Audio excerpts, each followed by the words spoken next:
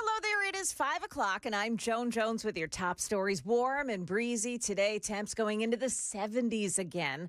Stick around. Stefano's got that forecast coming up. NES is about to go under the microscope. The Electric Power Board announcing yesterday it's going to conduct an independent review. We did not live up to the standards Nashville has come to expect from NES during our 87 years of service to the community.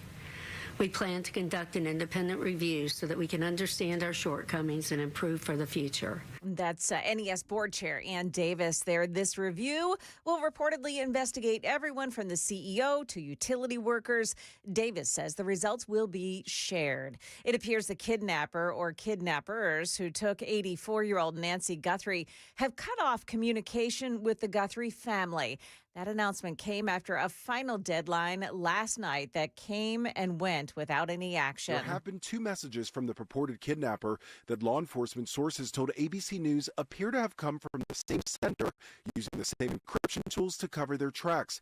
But the FBI has not been able to determine whether the demand is credible, saying it's not aware of any continued communication between the Guthrie family and suspected kidnappers, nor have we identified a suspect or person of interest in this case at this time. That's ABC's Lionel Moyes.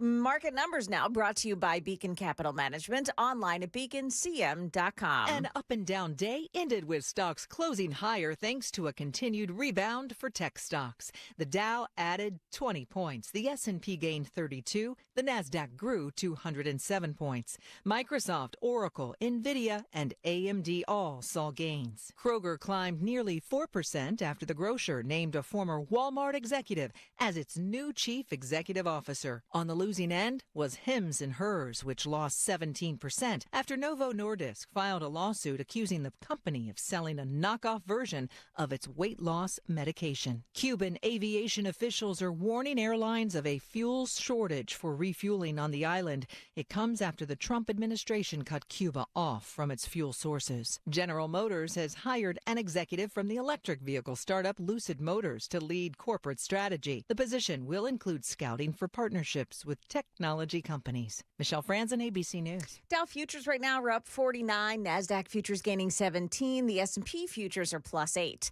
That is the latest news. We've got traffic and weather ahead. I'm Joan Jones, WTN News.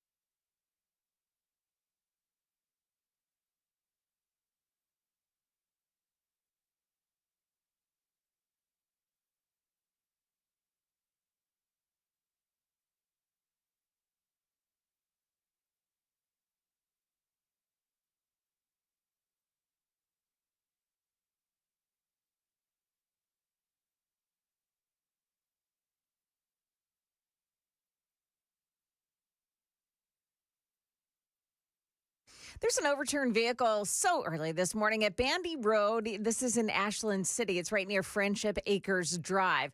Careful in that spot. The major roadways heading in, however, look clear so far. Traffic every 10 minutes every morning on Super Talk 99.7 WTN.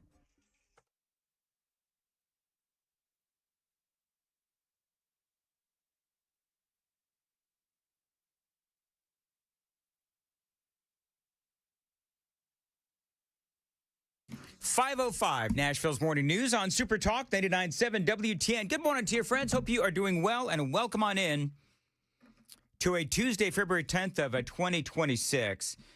Coming up, you don't want to miss it. I know that, Joan, you are really excited because we are going to delve into the Duck River dilemma with Dustin Kittle. Now, I don't know if you had it in your newscast, Joan, but you were telling me off the air during our pre-show meeting that you have now been allowed to shower again. Yes. That is good news. We were talking about this yesterday where your local water company has been telling you and blaming the good people of various counties that it was because of you folks and your wasteful ways that their wells, if you will, was about to run dry. But it turned out that there was a big old leak in the pipes underground. Yeah, a million gallons a day was being used beyond the norm. Yeah. And they kept on telling us, oh, you better stop washing your dishes. Don't take that shower. We've all been avoiding Joan, by the way. She hasn't showered in like a week. Totally kidding. Yeah. So, but now you've been told that your water is it's all now fixed, from what I understand. Yeah, and unfortunately, the utility company uses email, uses text messages for some messages, right? Goes to Facebook, there's no streamlined communication, so you don't know what to believe. And it, at one point yesterday, they were saying, look, there's really no problem. Everybody calm down. You're telling us to stop using our water. Literally, that's what they said. Yeah. It has been the craziest round from this company I have ever seen. So Dustin Kittle is our resident attorney. He knows a lot about, various things. He's a farmer, too. Local waterways and just all that kind of stuff. So we're going to talk to Dustin. Coming up at 6:35, looking forward to that. 7:35, Matthew Hurt is going to be joining us as well here on Super Talk 99.7 WTN. I love that I woke up to this song this morning. If I get some audio, if I could. There you go. Thank you. Hanging from the cross, you can give your life to Jesus, and it give you a second chance till you can't.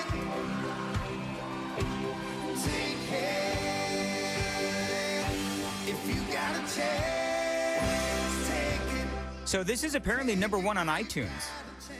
I don't know if you saw that. Kid Rock's version of Till You Can't, modified with that extra verse, just hit #1 on iTunes. I love that. So apparently Bad Bunny is not, and Kid Rock is. This was in my head. Was this in your head all day yesterday, Joan? It was. Man, I listened to it over and over again. And no matter what the media tells you, no matter how much they gaslight you, Bad Bunny stunk.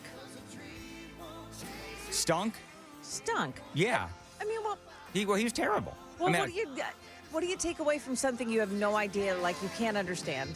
Oh, I've seen the translations. Yeah, oh, yeah. So now people are doing translations, and Congressman Andy Ogles and Randy Fine out of Florida. Both of them. Yeah, Randy Fine out of Florida. So you know what they're doing now is they have filed a complaint with the FCC because apparently what most of America had no idea was that, Bad Bunny there, he was, talking about all kinds of sexually salacious stuff. Yeah.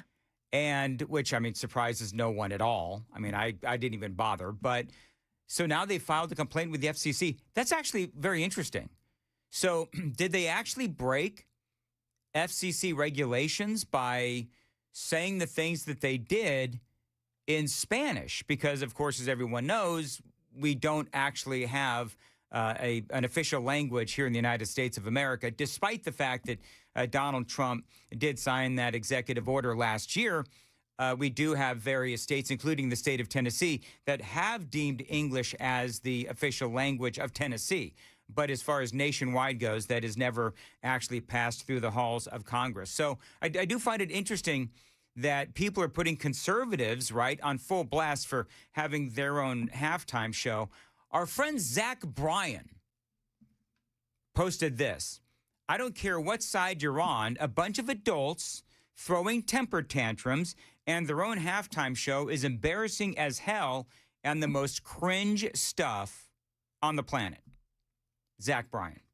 Now, I don't know if anybody was throwing temper tantrums, but it seems to me like what Turning Point USA did was purely and truly one of the most American things ever. They practiced their free speech and their freedom of expression, throw in, a bit of, good old capitalism and supply and demand. And they said, we see an opportunity. If the NFL is going to do this stupidity, then what we're going to do is we are going to supply the American people who actually want to hear something in English with a halftime show. And that is exactly what they did. And I'd be willing to bet this is going to be a yearly thing now. Oh, yeah. There was a photo, a little video of Roger Goodell, the NFL commissioner, on the sideline. He had an oh crap look on his face. As Bad Bunny is playing, he had an oh crap look on his face like, oh, Lord, what have we done? So, you know what it seems to me? People like Zach Bryan and all of these mainstream media members, I think that what's happening is they feel threatened by what Turning Point did and Kid Rock, what they did.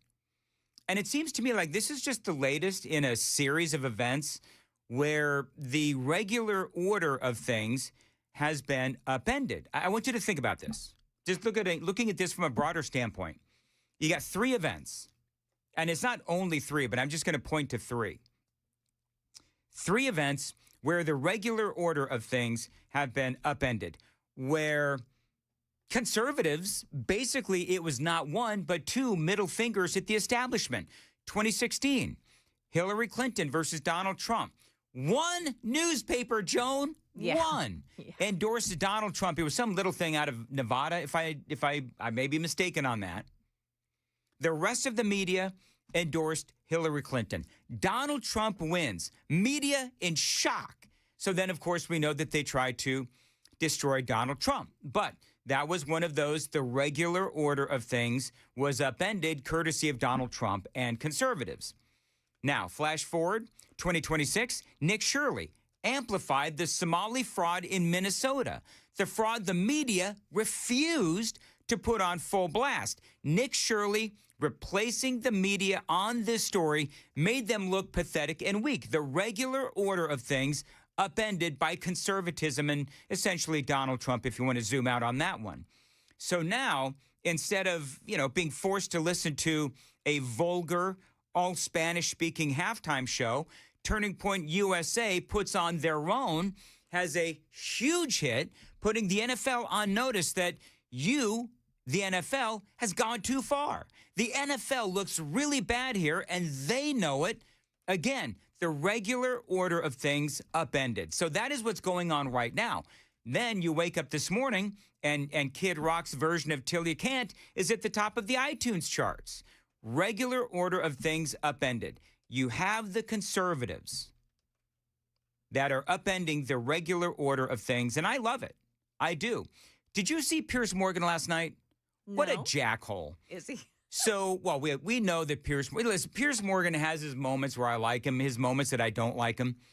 But he seemed to not like the fact that conservatives did their own thing, right? So Megyn Kelly was on his show. I cannot wait to play you this audio. It is coming up next, 5:15. Time to check the roads on WTN. We still have that overturned vehicle on make that Bandy Road in Ashland City. It's near Friendship Acres Drive, and no delays this morning so far on the major roadways. Traffic every 10 minutes every morning on Super Talk 99.7 WTN. As far as your day today, cloudy and warm, a high of 71. Appreciate you listening to Nashville's Morning News on Super Talk 99.7 WTN.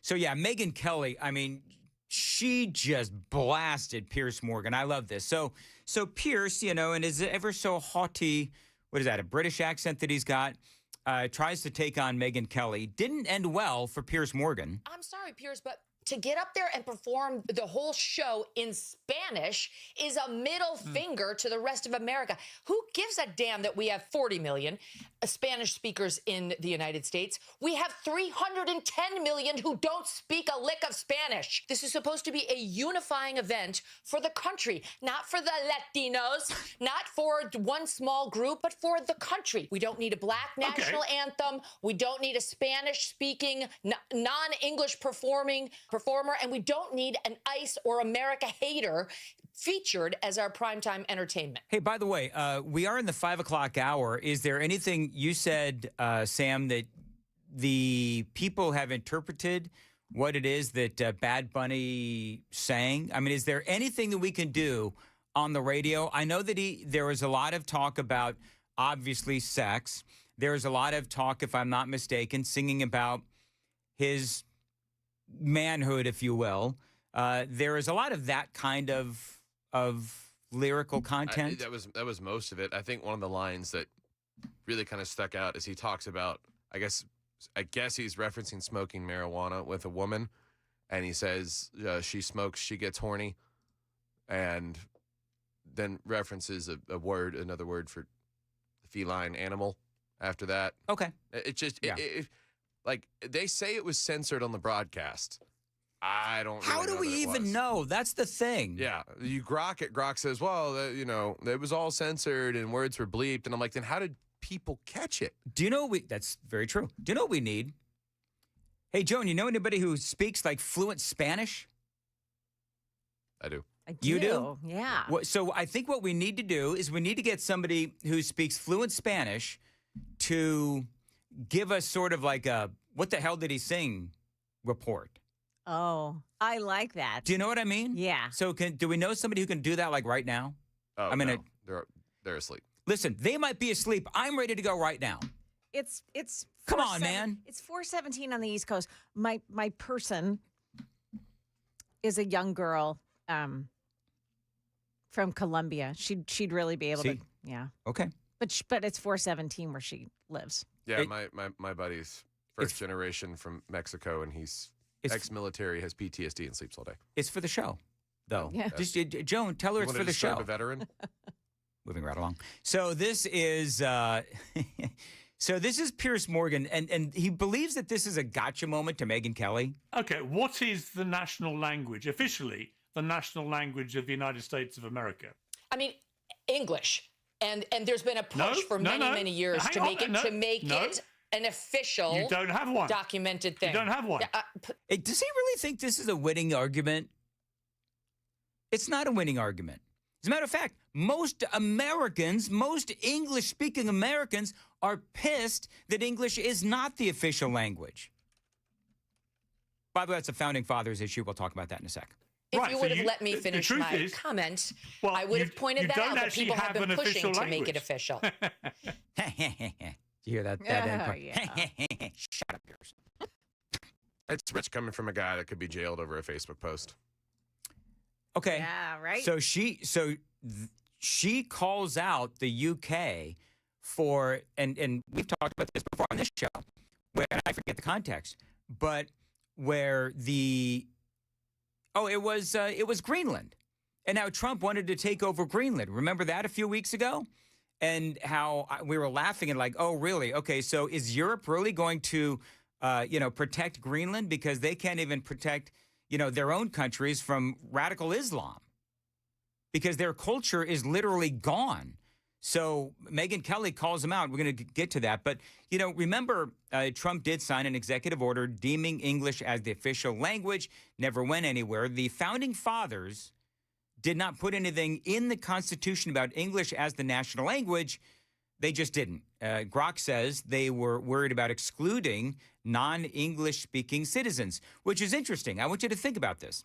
So the Founding Fathers did not want to exclude anyone, but the NFL excluded non-English speakers in their halftime show. Yeah. Bingo.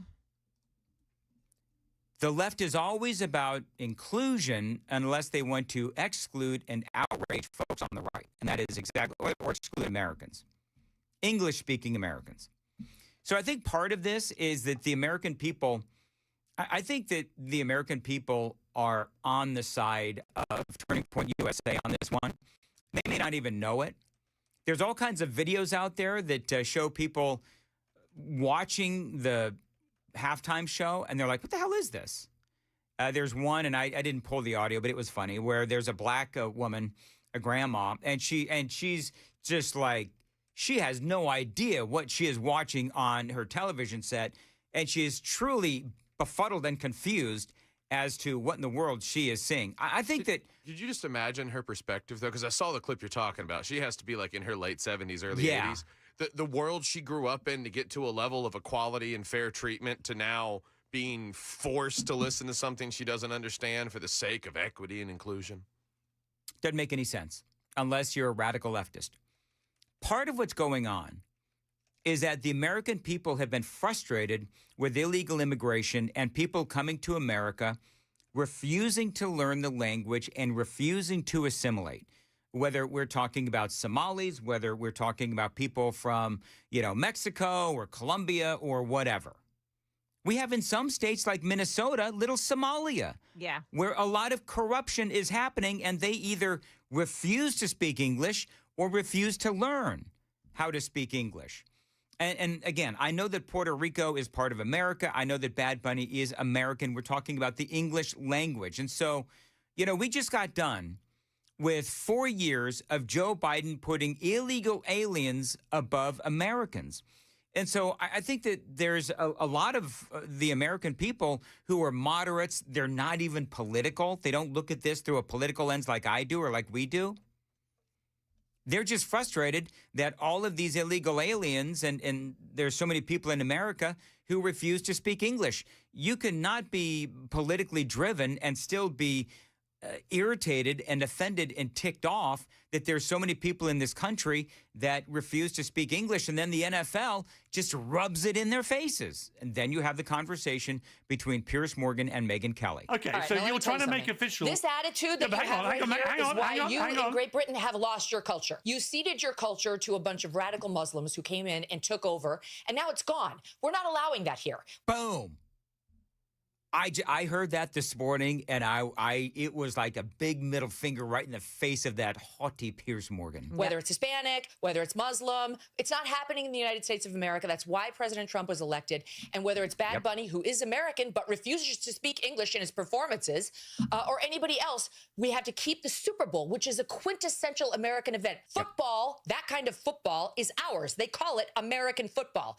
And the halftime show and everything around it needs to stay quintessentially American, not Spanish, not Muslim, not anything other than good old-fashioned American apple pie. There should be a meatloaf, maybe some fried chicken, and an English-speaking performer. That's what the Super Bowl should be. I heard somebody say yesterday, everybody's talking about, the left is talking about how it's bringing American culture because it's Puerto Rico and Puerto Rico is part of America.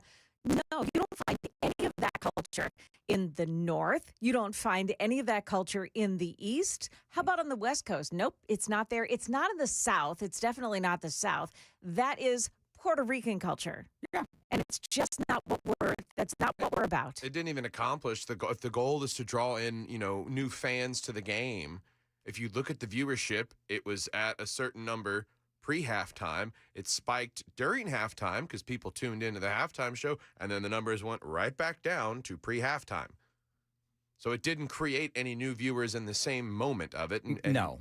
You're not going to get any kind of cultural development out of a musician choice at a halftime show. You put programs in place like they have in NFL Europe and NFL Africa if you want to develop players in a foreign country.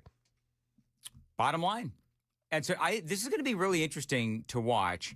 Andy Ogles, congressman, submitting a complaint apparently with the FCC. I'm going to try to get Andy on. He's sometimes hard to get on, but which is fine. He's a congressman. and I would love to talk to him about this.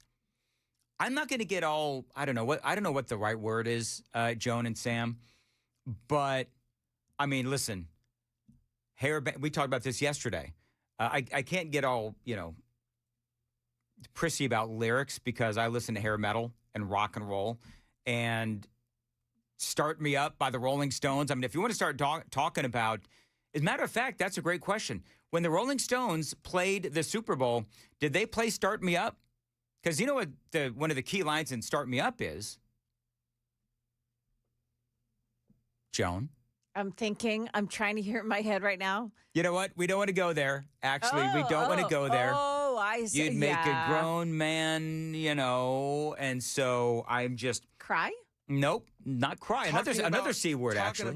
Talking about, getting to the door, right? Come to the door. That's what the lyric is, if I'm not mistaken. You are mistaken, but whatever. Anyway, moving right on. In other words, They did Start Me Up, they did Rough Justice, and they did I Can't Get No Satisfaction. All right, so, and, Def Leppard, Pour Some Sugar on Me, although they never played the Super Bowl. Here's the deal. I can't get uppity on lyrics. Well, but they're not, there's a, yes, the you make a dead man, I get that, but the graphic description of human genitalia is the difference maker. I don't know. Yeah, and I don't know what he said.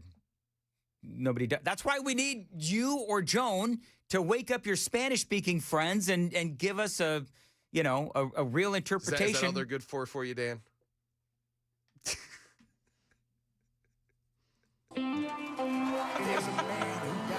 Just listen to this. This is what we should all be thinking about this morning. You can give your life to Jesus and he'll give you a second chance till you can't. I just love this. Man, I just love this. Yeah. Anyway, 520. I love the way he got into it, too. Yes, Joan. It just, and, there's a lot of people that are saying things like, have you ever heard his songs from, his career? Sure, yeah, everybody knows where he came from, but isn't that why they played the song, his first song, that crazy song, I don't know what it is, yeah, and then they played some beautiful classical music, yep, and then they went into the song as if to say there's a transition, and when they did the song, they used his real name, yep, so it's like he's morphed, he's changed. He is absolutely changed. Yeah. This was masterful. I mean, I can't, I'm not going to belabor the point, but I cannot stop listening to it. It is 527, Super Talk 99.7. Joan's got the news at 5:30. Joan. Yeah, it appears the emergency is over for some water customers in Middle Tennessee. We'll explain coming up at 5:30 on Super Talk 99.7 WTN.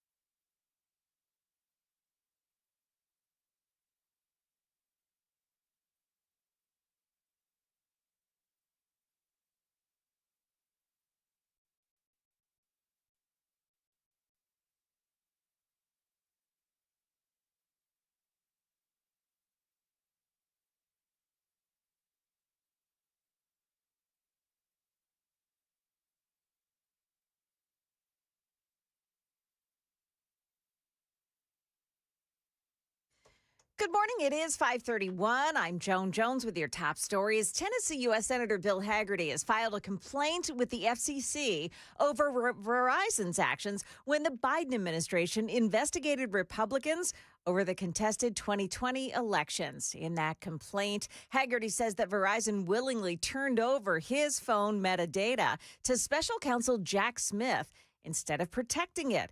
He's asking the FCC to investigate whether Verizon violated federal privacy law and agency regulations. For its part, Verizon says it complies with lawful subpoenas and court orders. It appears that the repairs on a leaking water line or water valve are now complete, and the water supply is improving for customers of Duck River Utility. That's according to a text message received by customers last night. The commission is asking residents to continue serving water, however, to allow the system to refill storage tanks and to stabilize operations. Prior to that repair, the utility warned of a complete water system failure. An amazing ending to what could have been a catastrophic plane crash. Scary landing for a small plane in Gainesville, Georgia, right after takeoff engine issues cropped up, and both of the pilots on board realized they wouldn't be able to make it back to the airport. One radioing this emotional message. Please tell my wife, Molly, I love her, and my parents. That captured by liveatc.net. The plane setting down on a busy road, hitting three vehicles. Its fuel tank popped off and flew through the rear window of one of them, but officials say no one, believe it or not, was seriously hurt. Sherry Preston, ABC News. That is the latest news. We've got traffic and weather ahead. I'm Joan Jones, WTN News.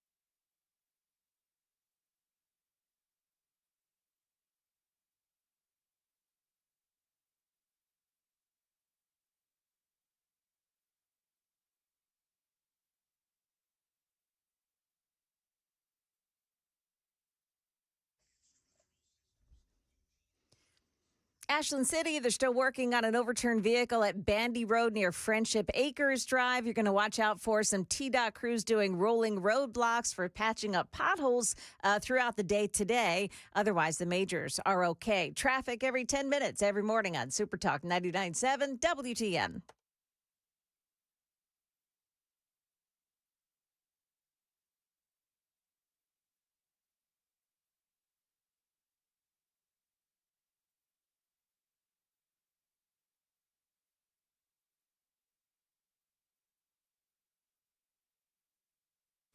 .538, Nashville's Morning News on Super Talk 99.7 WTN. We need the broom sound effect. I need my own little button bar thing in this studio because I get these harebrained ideas, Joan, and never have the ability to actually execute them. Yeah, but we all know how much you like to play with things. It would become a train wreck, Dan. Number one, I don't know what you're talking about when you say that I like to play with things. Well, It's a little personal. Yeah. How about the things on your microphone that they had to take away from you? That's exactly right. Yeah. Joan, we've got some cleanup to do on aisle Joan. Uh-oh. People pointing out in the previous segment, Joan, Yeah. that it is an hour later on the East Coast. Oh. Durr. Oh, my gosh. What am I thinking? Aren't you, it's an like, hour from there? later. Yeah, you shanked that one. So I did. So that's number one. Number two, 9871 says, I'd like to thank you, Dan. We are now dumber after listening to that diatribe. Thank you. You're welcome. I love though 9871 because, and some of these other folks too, the haters, because they're always like, just can you get into specifics as to what exactly it is that you found that was, made you dumber after my little diatribe there? Because that really was a little diatribe. That wasn't even a big diatribe. It was just, commenting on it. But whatever.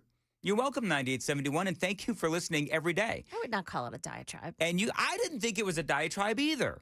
Let's see. Diatribe. 4702 says, ease up on the coffee, Dan. Your voice is going a little high for this early in the morning. I apologize for that. A diatribe is a noun. It is a forceful and bitter verbal attack against someone or something. Was that a I don't know. Was that a What? I don't care. Whatever. You know what I do care about? I do care about the fact that that this guy has commented on every one of my shows for the last many days. Oh, yeah. He's one of those. Yeah, and usually, and whatever. I don't care. What a ridiculous clown show. I appreciate his listening. Also, a lot of people, of course, agree with what we had to say as well. So, and let's see here. A lot of people. Nick says, "I'm trying to figure out what in the world the diatribe is." Thank you, Joan. We just defined for people what a diatribe is.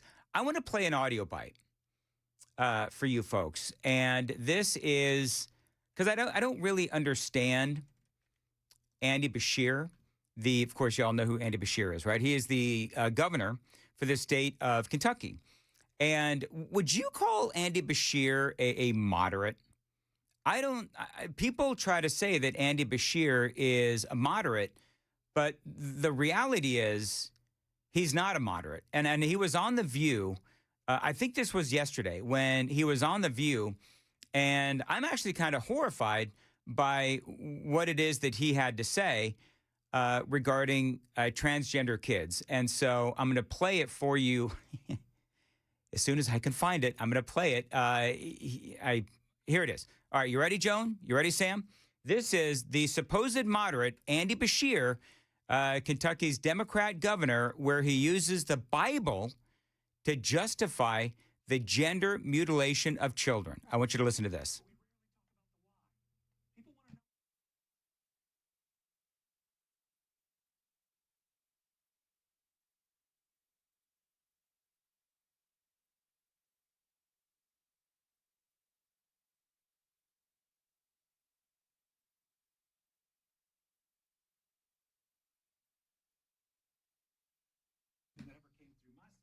I described it in those terms.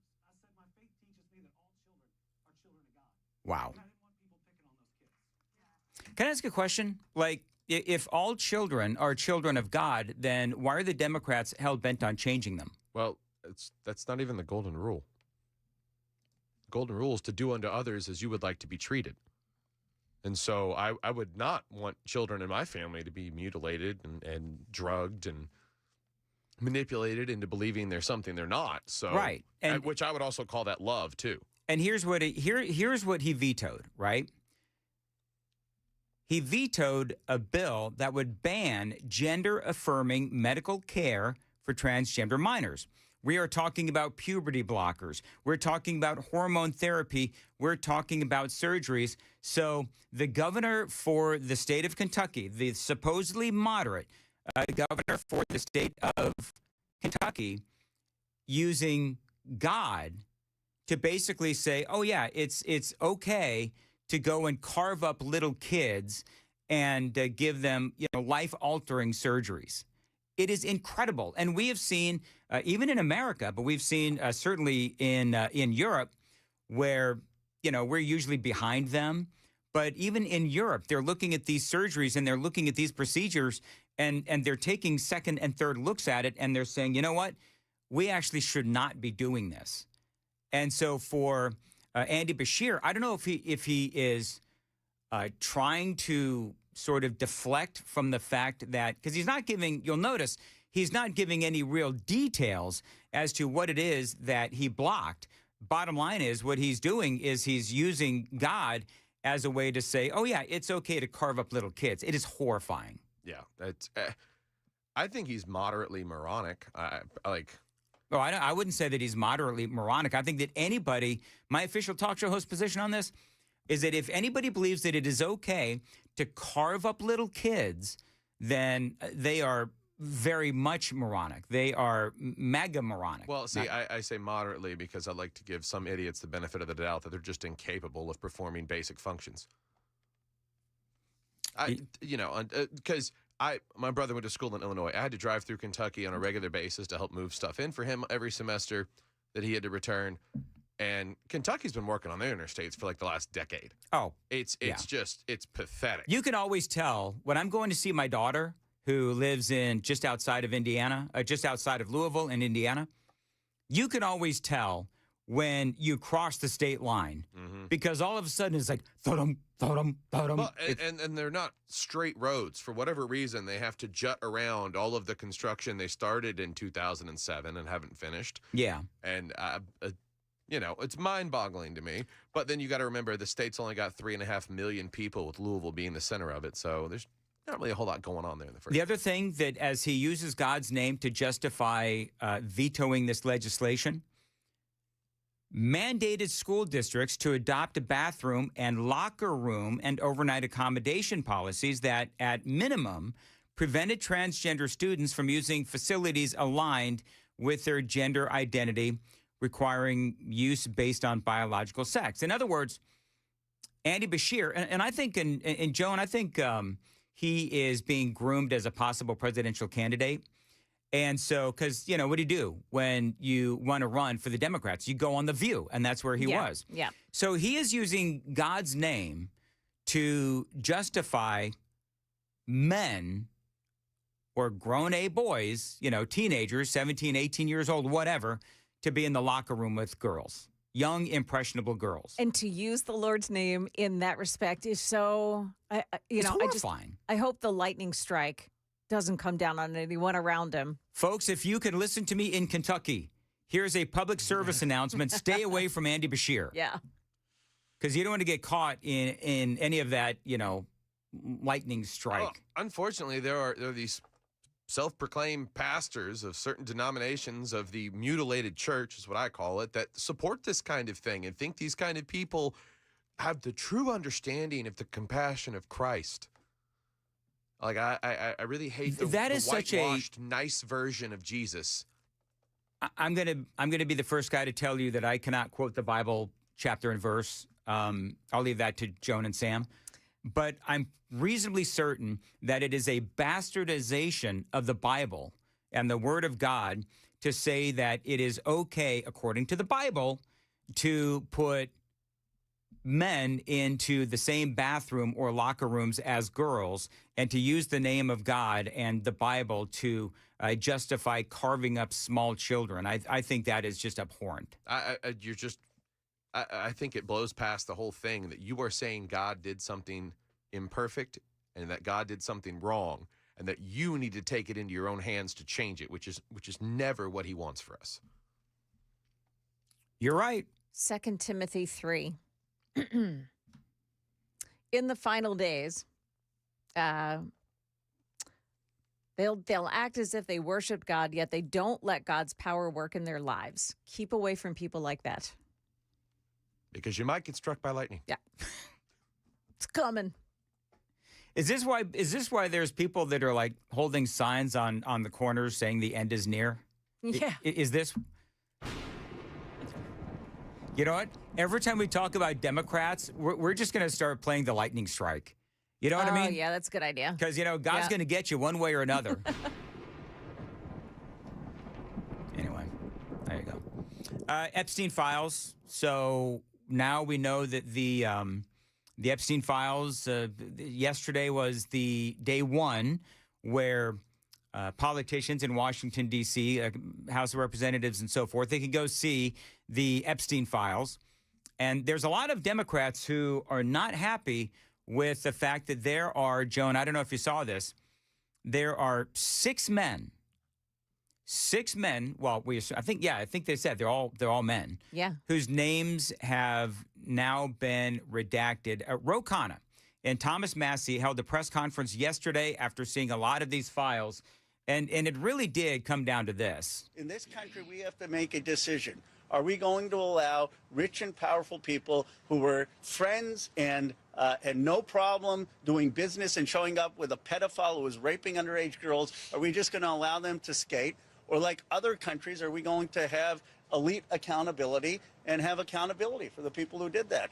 Most Americans believe we need accountability. So this is a big story today. And coming up after the news at 6, I'm going to have a whole big segment on this, going to do a bit of a deep dive into what they have found, what is missing, and who within the Trump administration, most of you probably already know, it'll be a quick Google search, who within the Trump administration people are now demanding needs to either step down or be fired because he lied about his relationship with Jeffrey Epstein after 2005. Details straight ahead. It is 5:50 on Nashville's Morning News on Super Talk 99.7. By the way, watch us on YouTube.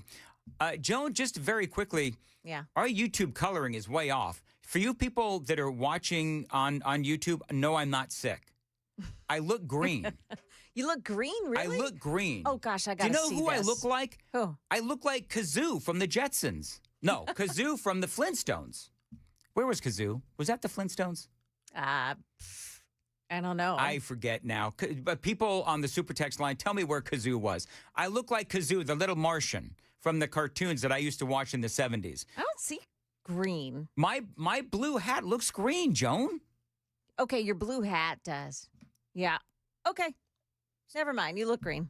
Thank you. Yeah. So I'm not sick. I feel fantastic today. Clearly, I have had too much coffee. And for some reason, I don't know why, maybe some people that are far smarter than me can tell me why. For some reason, as we continue to modify what's happening with our stream, they deleted all of our settings. Oh, nice. Because we had the settings like perfect. Yeah. But when they deleted all the settings, we all went back to, I don't know what in the world, if this is like factory settings or whatever, but our color is just way off. So no need to call the paramedics. I feel fine. I just look a little green. It is 5:52 on Super Talk 99.7 WTN. By the way, Super Text line is open, 615-737-9986. Constantine says, you have a bit of a Grinch shade to you as well. You're Kermit. Kermit the Frog. Kermit, is that what I look like? Kermit, I know I sound like Kermit the Frog. 8018. Everybody's... Not yellow, green. 8018 says, yes, Kazoo was indeed from the Flintstones. Yeah, all right, I got it. No, 1803, it wasn't Bugs Bunny. It was, and 1513 says, calm down, you look normal. Do I usually look green? Anyway, Joan has the news coming up at 6 o'clock. Joan. Hey, I've got a way for you that you may be able to get your taxes done for free. Details coming up at 6 o'clock on Super Talk 99.7 WTN.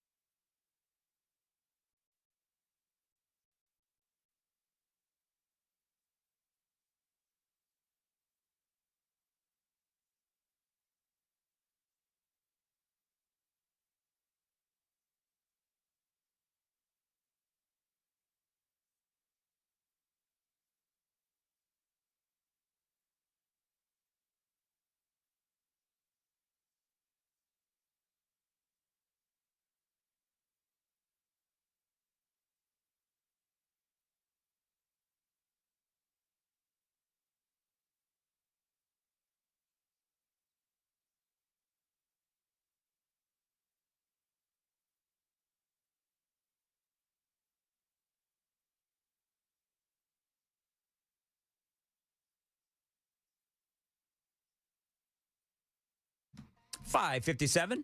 Nashville's Morning News on Super Talk 99.7 WTN. Coming up next, the Duck River Dilemma with Dustin Kittle. That's going to be at 6:36 here on Super Talk 99.7 WTN.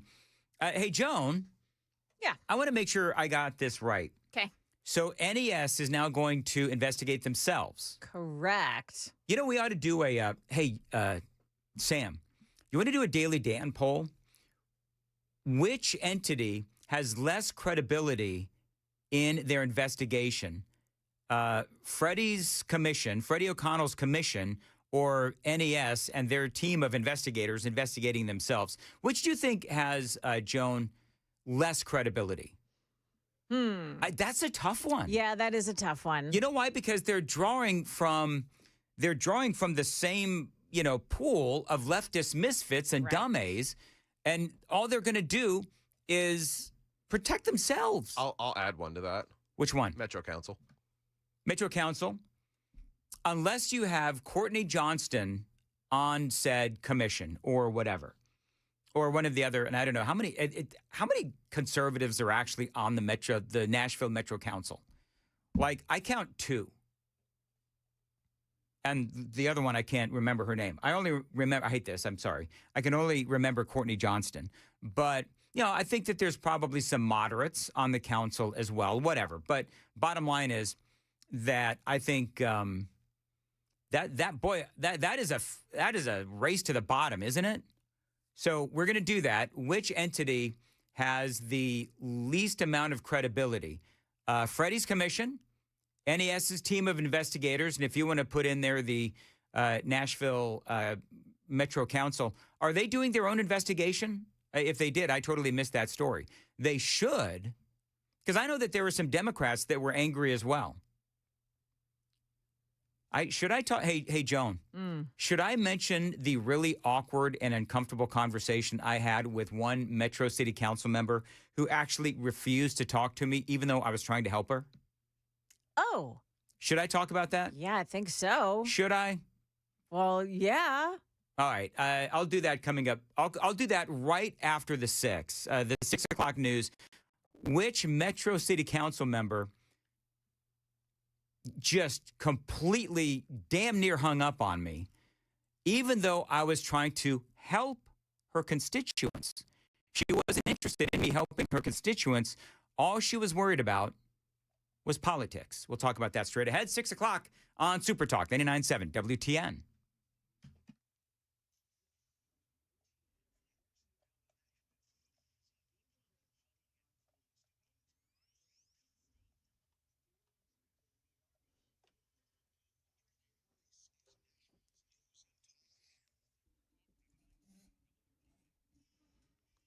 Good morning, 6 o'clock now. I'm Joan Jones with your top stories, and warm and breezy today. Temps will go into the 70s again. Right now, we're starting the day off at 49. That's pretty incredible. Stefano's got the full forecast right after the news. Epstein news for you this morning. A couple of congressmen, Dan was talking about this, Republican Thomas Massie and Democrat Ro Khanna, have reviewed some of the 3 million newly released files. They say the DOJ redacted several names of men they say should be revealed. And we've got the latest, too, the latest revelations that are turning up the heat on the royal family in the UK. King Charles is breaking his silence about his brother, former Prince Andrew, since the new revelations and the latest Epstein files release. King Charles now saying he is ready to support police as they look into a claim that Andrew shared confidential material with Epstein back when Andrew was a trade envoy. The palace saying the king has made clear in words and through unprecedented actions his profound concern at allegations which continue to come to light in respect to Mr. Mountbatten Windsor's conduct. ABC's Perry Russum there. Good news for taxpayers. TurboTax just announcing it'll provide its tax prep services free of charge. Now, CNBC says that many tax software companies do have free plans, but it's only for federal returns. It's only for limited schedules. But TurboTax says that through the end of February, it'll process any state or federal return at no cost, no matter how complex your taxes are. There is one caveat, though, and it's that you can't have used TurboTax to file last year. So they're looking for new customers only. Market numbers brought to you by Beacon Capital Management, online at beaconcm.com. The Dow Jones opened the week with a tiny 20-point gain, but it was enough to leave the industrials parked at a new record high, 50,136 at the close of trade. The S&P added 0.5% on the day, the Nasdaq 0.9. The leading cryptocurrency is having trouble finding its footing after January's big sell-off. Bitcoin was back below 70,000 Monday, even as Wall Street firm Bernstein reiterated its $150,000 year-end price outlook. President Trump wants to stop big investors from snapping up single-family homes, but Congress may not be on board. The Wall Street Journal says lawmakers have refused to add the ban to either of the housing bills working their way through the House and Senate. Declining sales and nagging supply chain issues have taken their toll on Eddie Bauer. The company that holds the license to operate 180 stores in the U.S. and Canada has filed for bankruptcy. The locations will stay open as Eddie Bauer LLC looks for a buyer. Jim Ryan, ABC News. Right now, the Dow futures are plus 30, NASDAQ futures up 11. We've got S&P futures up 7. That's the latest news, traffic, and weather next. I'm Joan Jones, WTN News. Thank you, Joan. 603 Super Talk 99.7 WTN. Low mortgage rates are back. Loan Pronto has fixed rates with APRs as low as 4.89%. That is the lowest in years. Dan Mandis here. You know, smart homeowners are taking advantage of this while they can. So if you got stuck in a 6% loan, you can lower your payment big time, or you can keep your primary mortgage intact and get cash out of your home's equity with Loan Pronto's Rapid Equity Loan. Now, one homeowner just got $250,000 out of their home. They paid off all those credit cards and a couple of car loans as well, and cut their monthly expenses by $2,000. So you call right now, you see what option works best for you, but don't miss the big rate drop of 2026. Ask about new home loans, VA loans, full cash out refis, or their famous Rapid Equity Loan. You can close in less than 2 weeks, and you may be able to skip your next 2 house payments altogether. So call them at 615-499-5780. Find them online. It is loanpronto.com for your free instant home appraisal with no hard credit pull. 615-499-5780. Or online at loanpronto.com. Tell them Dan told you to reach out. Equal housing lender, NMLS 166-1781. APR for well-qualified buyers. Visit nmlsconsumeraccess.org.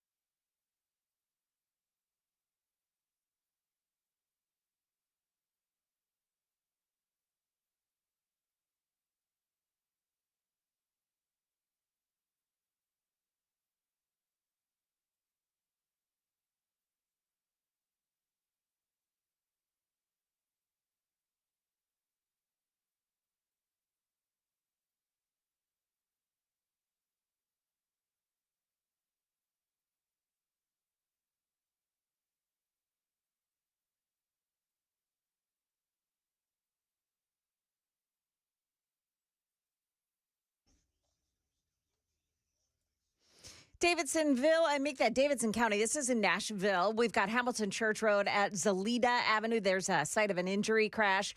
And then also Ashland City, they're working on an overturned vehicle on Bandy Road near Friendship Acres Drive. Traffic every 10 minutes every morning on Super Talk 99.7 WTN.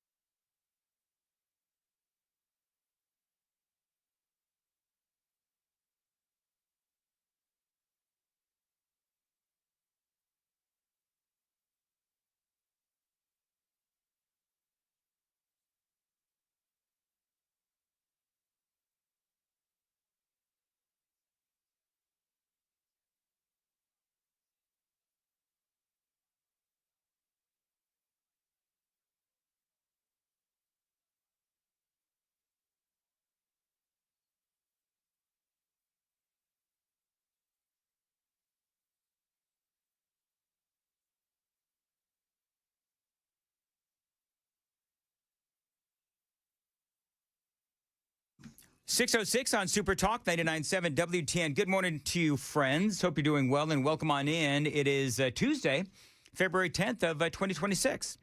Appreciate you being here. I got to tell you, it's been a while, Joan, since the 5 o'clock hour was, since we got so many text messages on the Super Text line, 615-737-9986. You know, guy asked me a question that is quite provocative. What is your favorite movie? Now, I don't know why this guy is asking me what my favorite movie is, but it actually stumped me because I actually don't know what my favorite movie is. Isn't it the gargantuan something? No, and that's not War of the Gargantuas, and I don't want to get sidetracked. At 8:35, we are going to, the three of us plus the crisscross handoff, Chris Hand, we'll all talk about what our favorite movie is. Oh, gosh. Okay. All right, so. Okay. Because I think I know what my favorite movie is, but I got to think about that. So, Heidi Campbell. You folks remember when Murphy Show, when Matt Murphy kicked Heidi Campbell off of his show? I don't even remember what it was. But last week, I think it was last week or the week before, the days fly by. But there is that story about how Freddie O'Connell was late to call in the National Guard, didn't want the National Guard to come into Nashville because he was afraid of the optics. Remember that whole thing? Oh, yeah. So I had a number of different Metro Council members, telling me that this is what was going on. And I talked about it. And as a matter of fact, I talked about it before it made it into, some of the other media. And so one of the council members said, Heidi Campbell is one of those council members who has a problem with how Freddie is handling this. So I wanted to blow the whistle, and I wanted as many names as I possibly could. Nobody wanted to go on the record. Okay, fine. So I call Heidi Campbell, and Heidi, this is, Dan Mandis. I'm calling from, WTN Radio, and I want to know if, you're happy with the way Freddie O'Connell has been handling the situation with the ice power outage and so forth. Wait a minute, she says. Is this the station with Matt Murphy?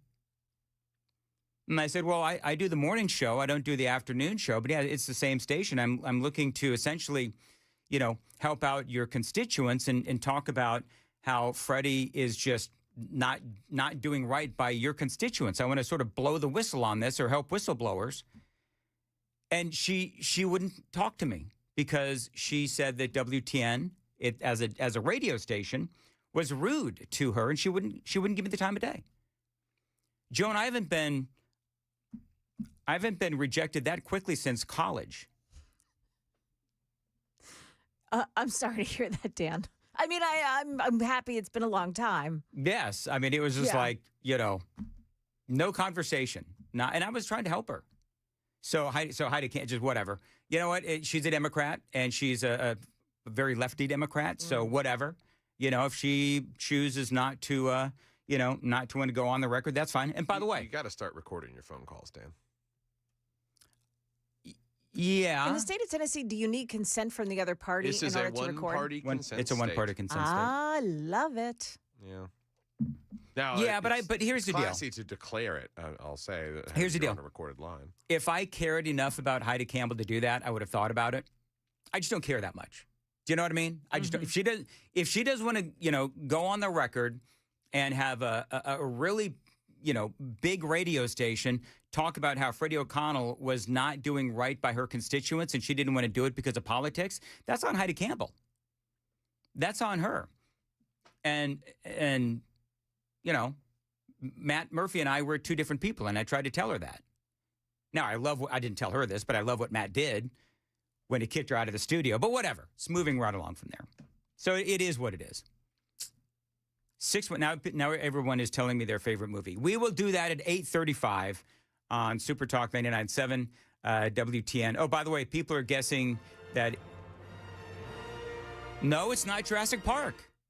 It's very good, though, but it's not Jurassic Park. You got another one? If you got another one, we can do it real quick because I got to pull up my my Epstein audio. I'll tell you what, though, this other movie that I'm thinking about has a great soundtrack. All right. Epstein Files. Joan, have you been watching the whole Epstein Files thing? Oh, yeah. Monday was the day that some members of Congress could visit an office to see the unredacted Epstein Files. Epstein, of course, this is the headline from the Daily Mail from this morning. Jeffrey Epstein had a 9-year-old victim. and was associated with a current top foreign government official, lawmakers have revealed after viewing redacted files. Representatives Thomas Massey, a Republican, Ro Khanna, a Democrat, revealed during a Monday press conference that 6 men are likely incriminated in the files. So just a couple of tidbits. There was a passage about how Trump was the first to blow the whistle on Epstein. I've talked about that ad nauseum. We all know this, including telling investigators to go after Ghislaine Maxwell. That is in the Epstein files. There's another passage about how a girl, again, as young as 9 years old, was involved in all of this as a victim. Ro Khanna and Thomas Massey held a press conference yesterday after seeing a lot of these files, and here's part of what they said. In this country, we have to make a decision. Are we going to allow rich and powerful people who were friends and had no problem doing business and showing up with a pedophile who was raping underage girls, are we just going to allow them to skate? Or like other countries, are we going to have elite accountability and have accountability for the people who did that? Most Americans believe we need accountability. Right, and it was with that backdrop that they answered questions from reporters about what they saw in the files. We had the 3 million files that have dropped. And these two looked at the files for several hours, and they were especially intrigued by the redactions. This is the big headline.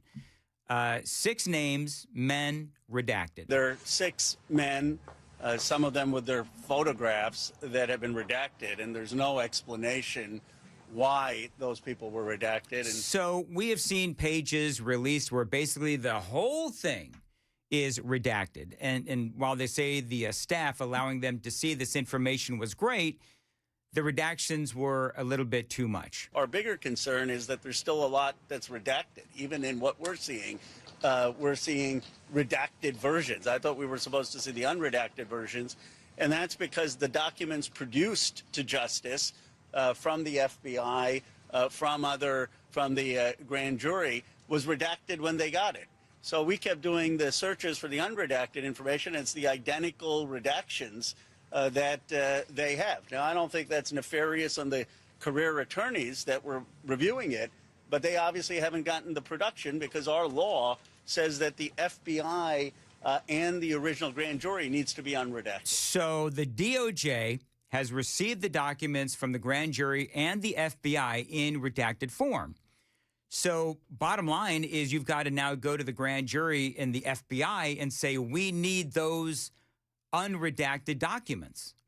If those unredacted documents still exist, I mean, they must, but where are they? Maybe nobody knows or somebody knows. So now the 2 guys who were all about the Epstein files for years, right? Kash Patel and the now exited Dan Bongino. Eyes have to be on them because they're the guys who were the most vocal, along with Pam Bondi. They were the most vocal about the Epstein files. And now you've got Kash Patel. He's being asked to go find the unredacted versions. Bongino, of course, as everyone knows, leaving the FBI. But, and I've said this before, Dan Bongino and Kash Patel and Pam Bondi, they made a really good living talking about the Epstein files for years. Now you had Dan Bongino and you still have Kash Patel. Kash Patel is in charge of the FBI. They are or were in a position to go find the unredacted versions. So I would have to say to Kash Patel, where are the unredacted versions of these documents that need to be given to the DOJ? I have a question for you. Yes. If you had, I don't know, 1,000 pieces of paper in front of you, how long do you think it would take you to go through it?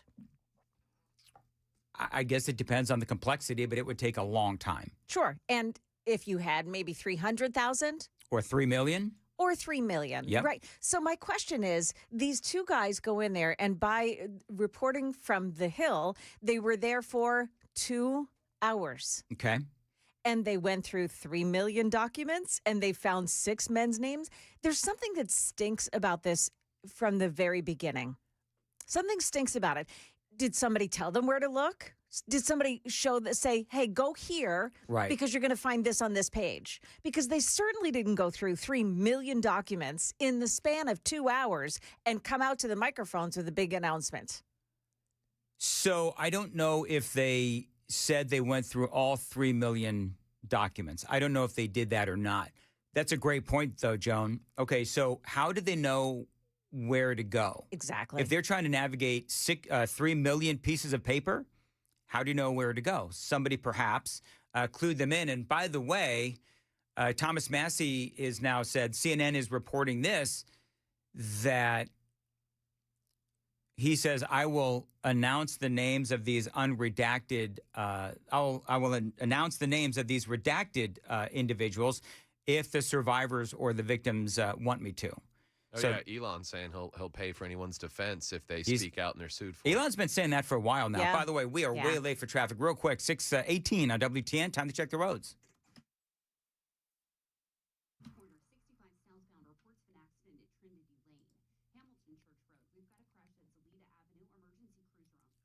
in 6 55-gallon drums. You just toss a body in that. All right, very good. As far as your weather goes, cloudy and warm today and a high of 71. Appreciate you listening to Nashville's Morning News and Super Talk 99.7 WTN. More with Ro Khanna and Thomas Massey. Their big press conference yesterday talking about what they found in the 3 million Epstein documents that have been dropped. In some of the redactions, they need to be very careful in whether that was a survivor or not. Just because, for example, someone is female doesn't necessarily mean they're survivors. And it seemed like they blanket redacted anyone who was a female from my review. Yeah, I would like to give the DOJ a chance to say they made a mistake and over-redacted and let them unredact those men's names. That would probably be the best way to do it. And, part of this is they seemed miffed that the files were still redacted. Because remember, the legislation that was passed and Donald Trump signed was very specific. The files need to be unredacted. I mean, what we're after is the men who Jeffrey Epstein trafficked women to. We want those names published. We're not out to embarrass people.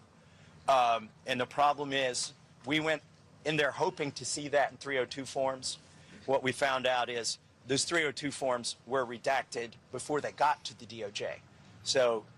But our legislation directs the FBI, which is the agency that produced those 302 forms, to also produce these documents. So their focus clearly is going to be on these 6 men. They say that these 6 men have been implicated. So they want Pam Bondi, the AG, to do some more, as they said, homework to let them know who these 6 guys are that had little girls trafficked for them or to them. Apparently, one of the guys is a higher up, they say, in a foreign government. The other is said to be a prominent individual, they say. The question everyone wants to know is, was Donald Trump's name in the files? So there's a lot of, there's a few comments about Donald Trump in the files. Nothing, though, that would incriminate the president. I mean, to me, part of what looks good for the president is the fact that, they say that Donald Trump said everybody knew that this was going on, and he was one of the first ones to come forward when the investigation began. And Donald Trump said, I'm really, really glad that you guys are finally looking into this, talking about the investigators. And so, at least so far, there's some, vague, non-credible accusations about the president. And what is credible and what is a fact is that Donald Trump, again, was one of the first ones, and we've known this for a long time, to actually work with the investigators. Now, this is kind of creepy, Joan. Yeah. Why would Jeffrey Epstein buy 330 gallons of sulfuric acid? That is, what? I spent a little time yesterday looking up exactly what sulfuric acid does. Okay, so... Yeah. I think the overriding possibility is that, and Sam was telling me about this, is that you can dissolve a body with sulfuric acid. Specifically, it came in the form of 6 55-gallon drums, which is plenty big to stuff a full-grown adult into, let alone a child. Does it take out the bones and everything? So it will eventually dissolve everything over the course of a couple of weeks. There will be no trace after a couple of weeks. He didn't need any of that. He just needed some pigs. Pigs will do the same thing. Oh, yeah. Some of those wild pigs they got out there in Texas. Holy mackerel. Here's the interesting thing, though, is that he ordered it the exact same day that the FBI investigation was renewed or opened into him. So someone in the FBI could have tipped him off that there's an investigation coming. You better delete all evidence. Including any people. Witnesses. No body, no DNA. No reference, especially if you've been trafficked your whole life. You're not in any database or anything. And this is all started pre, databasing, I guess, when it came to kids and DNA and stuff like that. No dental records to go through, and obviously no teeth to be found if you've been dissolved. You see those pigs? You ever seen pigs eat? Those wild pigs? Have you ever seen those pig hunts people go on in Texas and Arkansas? They're crazy. From a chopper? I'm all about it. Yeah. All right, we got to go. It is 6:23. By the way, who is the Trump administration official who is now caught up in all of this, and it does not look good for one Howard Lutnick? We're going to talk about that straight ahead. 6:23. Jones got the news at 6:30. Joan. Yeah, and yes, Donald Trump was in the Epstein files. Wait till you hear, though, this story about how he was mentioned. It's coming up here at 6:30 on Super Talk 99.7 WTN. Thank you, Joan. 6:23, Super Talk 99.7 Window Nation. Listen, is your heat running more than it should be? Well, if it is, then you could need new windows. And if you do, you've got to call my friends at Window Nation. The pros at Window Nation can help you get new, energy-efficient windows at a great price. It is Window Nation's Buy 4, Get 4 Windows free sale going on right now. It is a great time to replace all the windows in your home. You can also get them with zero money down, zero monthly payments, and zero interest for 2 years. And by the way, you can also, here in the month of February, get 10% off of Valentine's Day. This is a huge sale, a huge deal, and a huge opportunity to get new windows from my friends at Window Nation. I've got 4 in my home. It is the official window company for my home in Nashville's Morning News. They've got over 45,000 five-star reviews, and they have installed over 3 million windows across the country. Don't forget that great deal. Buy 4, get 4 windows free. You can also get them with zero money down, zero monthly payments, and zero interest for 2 years.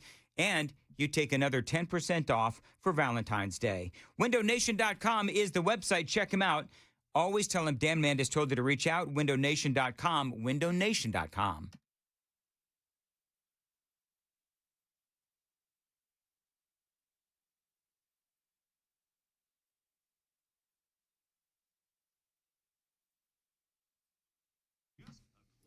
Dan Mandis here for my buddy Dr. Horn and all the Vision pros at Vision for Life. Now, whether you are 20, 40, or 60 years old, Vision for Life has the right procedure to help you see clearly without glasses or contacts. And so if you are tired of dealing with blurry vision, Dr. Horn at Vision for Life is the name to know here in Middle Tennessee. Dr. Horn has helped thousands of people finally break free from glasses and contacts. What makes Vision for Life different is that your treatment is tailored just for you. There is no cookie-cutter approach, just smart, personalized care using the most advanced technology available. So, no matter your age or your eye condition, Vision for Life is the destination for vision correction. Schedule your consultation today and let Dr. Horn create a custom vision plan built around your lifestyle and your vision goals. That's what he did for me. That is what he is going to do for you. When you call him, 615-436-2020, 615-436-2020, go to visionforlife.com, 436-2020, visionforlife.com, and start seeing life the way it was meant to be seen.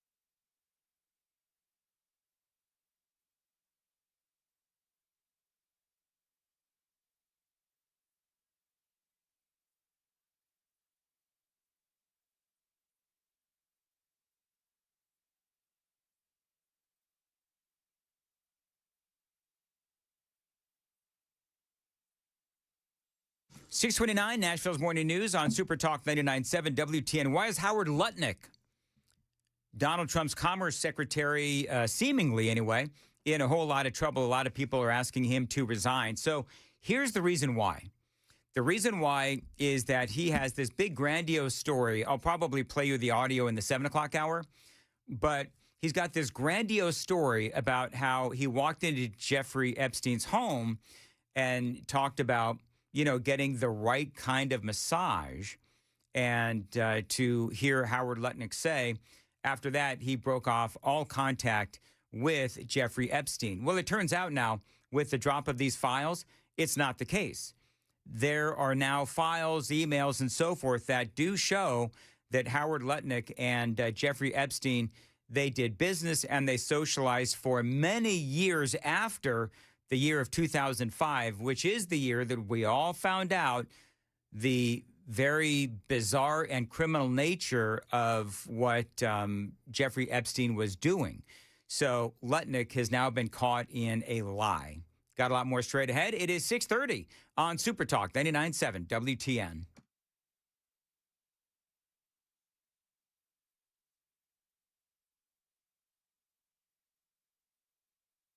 Good morning. It is now 6:30, and I'm Joan Jones with your top stories. A document involving Donald Trump is now coming to light. It came from the Jeffrey Epstein case. A new document coming to light claims in the mid-2000s, President Trump called police about Jeffrey Epstein. Among the 3 million Epstein files released by the Department of Justice last month is a 4-page FBI report on an interview the Bureau conducted in 2019 with the man believed to be former Palm Beach Police Chief Michael Ryder. Ryder and his detectives began investigating Epstein for human trafficking in 2004. According to the document, Trump called Ryder around that time and said, "Thank goodness you're stopping him. Everyone has known he's been doing this." That's ABC's Perry Russum reporting. The FBI says there is no credible threat to the public in Springfield, Ohio, following bomb threats on Monday that targeted the Haitian community in Springfield, Ohio. It sent school and county offices home for the day. Governor Mike DeWine on that yesterday. Law enforcement has to take this very, very seriously. This is a despicable act. It's caused kids to miss a whole day of school today. However, in Columbus, Ohio, officials there say there was no mention of Haitians. You remember in September of 24, similar bomb threats were made, but they were determined to have come from overseas. There's no evidence yet where these current bomb threats are coming from and whether or not they are related to those overseas bomb threats from 2024. That is the latest news. We've got your traffic and weather ahead. I'm Joan Jones, WTN News. Thank you, Joan. 6:32 on Super Talk 99.7 WTN. By the way, coming up, the Duck River dilemma and why Joan Jones has not showered in a week. Totally kidding. I know you have. We've been talking about this, though. The dilemma with the Duck River, and Dustin Kittle is going to be joining us. It is a really important, actually, local issue we'll talk about. Sell your home with the guaranteed offer from Mark Spain Real Estate and choose when you want to move.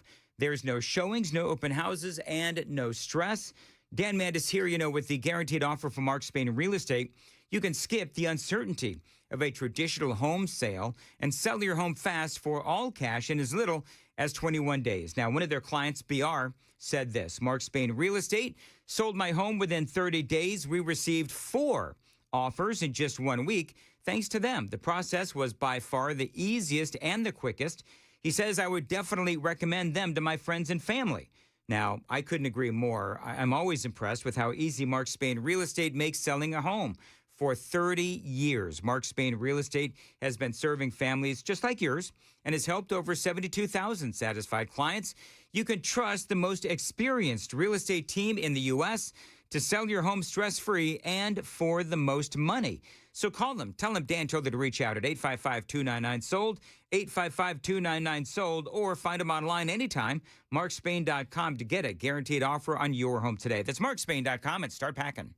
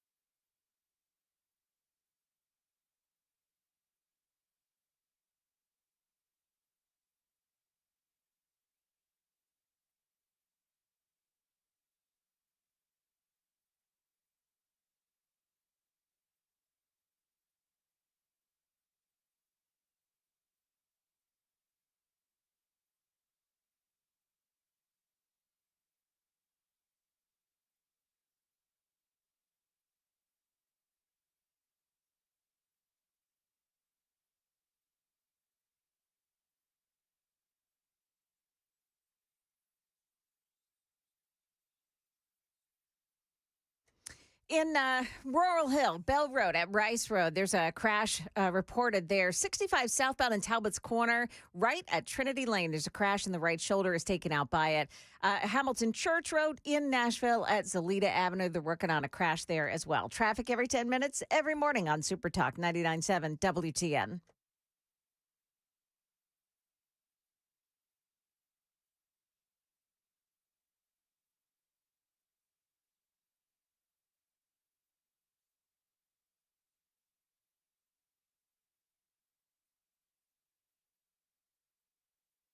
.637 Super Talk 99.7 WTN. As far as your weather for today, just really quickly, cloudy and warm, a high of 71. Want to welcome on into the program farmer and attorney Dustin Kittle, and one of my favorite guests. Dustin, always great to have you on. And we asked you to be on because I know that you've been watching this whole situation with the Duck River, where we've had this emergency water usage warning in effect for Manchester, Tullahoma, and the surrounding areas.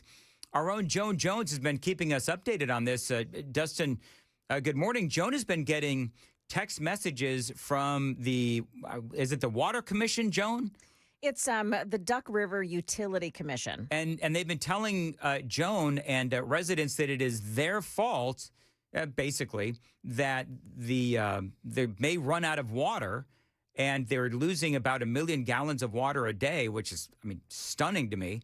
And it turns out that they had some sort of a big old leak. And so I wanted to have you on to talk a little bit about this, because I know that you've been watching this whole scenario. So apparently now, Dustin Kittle, the issue has been solved, but not without a lot of confusion. So Dustin, good morning. How are you?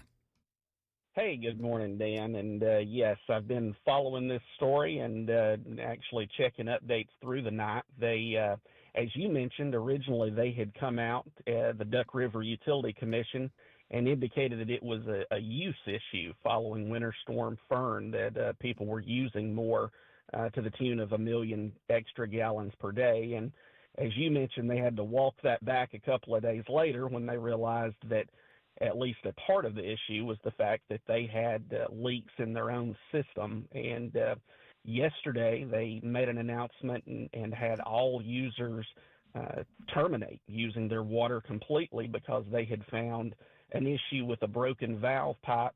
And that repair took until about 7 o'clock last night. It's my understanding the system's still repressurizing, but it should be back to services as usual today. So how old? Well, okay, first of all, there seemed to be a lot of confusion. Joan was looking at, I think, their X feed and their Facebook and text messages, and it seemed like and Joan, chime in here, it seemed like the messages were all different. So initially, now our utility company is Hillsville Utility. They use water from the Duck River Commission. From the Duck River Utility Commission. And they were saying initially, now I'll read you the message that we got. It said, stop all water use immediately unless absolutely necessary. Duck River Utility has just shut off the water supply to repair a major leak. Continued use will drain the system. We'll alert you when repairs are complete. Now that message came at February 9th, so yesterday at 11:18 a.m., okay? Right after that came another message that came at 2:13 p.m., and it said, good news, Duck River repairs are progressing well. Rumor control, we have not shut down the Hillsville water system, nor have we issued emergency shutoffs due to a lack of water. So which one, it's so what's confusing. Going on? And then later on, they sent, hey, we've got everything fixed. Thanks for, we've got that leak repaired. And in the meantime, they have been blaming users for using too much water, which is insane. It was 1 million gallons more per day. And I would add on that, Dan, that much like what we've seen with Nashville Electric over the last few weeks, a major part of this is a communications problem. Yeah. You have the Duck River Utility Commission, and as you mentioned, they are at the top of the umbrella, so to speak. And then from there, it goes down to Tullahoma and Manchester, and then they disperse to the various communities. So all of these communities, in addition to Tullahoma and Manchester, are effectively wholesale water purchasers from Duck River Utility. And I think that what we have seen, at least what I've seen over the last few days, is Duck River Utility Commission needs to up the ante as far as putting some work into their own communications, because exactly as you mentioned, we have seen over the last few days mixed messages that came out of Manchester, that came out of Hillville, as you mentioned, and came out of Tullahoma. And a major part of that is that there's not a central voice at the top that's at least directing that discussion. And they're not using the same form of communication either. So some of the messages were emailed messages, some were sent as text messages directly to consumers, and others were posts on Facebook that people were reading broadly and going, hey, what the heck is happening? So they need to not only have one message voice, but they need to have one central place where they're putting that message out. Here's my other question. Okay, so they need to work on their messaging clearly, but let's zoom out a little bit. How is the infrastructure? Like they had a leak. They apparently didn't even know that they had a leak. They're blaming the residents in their water usage. Is this something that is going to be worrisome moving forward? Are these communities and the water infrastructure, how old is it, and is it in some form of disrepair? Well, and that's really the bigger question, Dan, is what it's going to look like going forward. And I think the unmistakable truth here is the fact that they have gotten at least close to their capacity limits for a leak to be something that essentially could end the ability for their citizens to have water. And I tried to do some quick math last night as far as capacity rates, but I would estimate even in losing an additional 1 million gallons per day, they had to be somewhere over the 80% threshold. And that's something that folks here in Murray County, where we are located, that we've looked at with the Duck River lately, because we found out that Columbia Power and Water Systems had hit 93% of their water capacity. And then all of a sudden, all these utilities are trying to rush to get something done. There's been a complete lack of planning, again, not unlike what we saw with Nashville Electric. Winter Storm Fern has just been a stress test on all of these utilities. And the Duck River water system is going to be something to watch, because we're talking about a waterway that provides drinking water to probably as many as 300,000 people right now that are in the Duck River Basin, and it's their single source of water supply. So any kind of failure that you have at any of these utilities along the way turns into a complete catastrophe. All right, Dustin Kittle joining us here on Super Talk 99.7. More coming up next on the Duck River. 6:45, time to check the roads on WTN.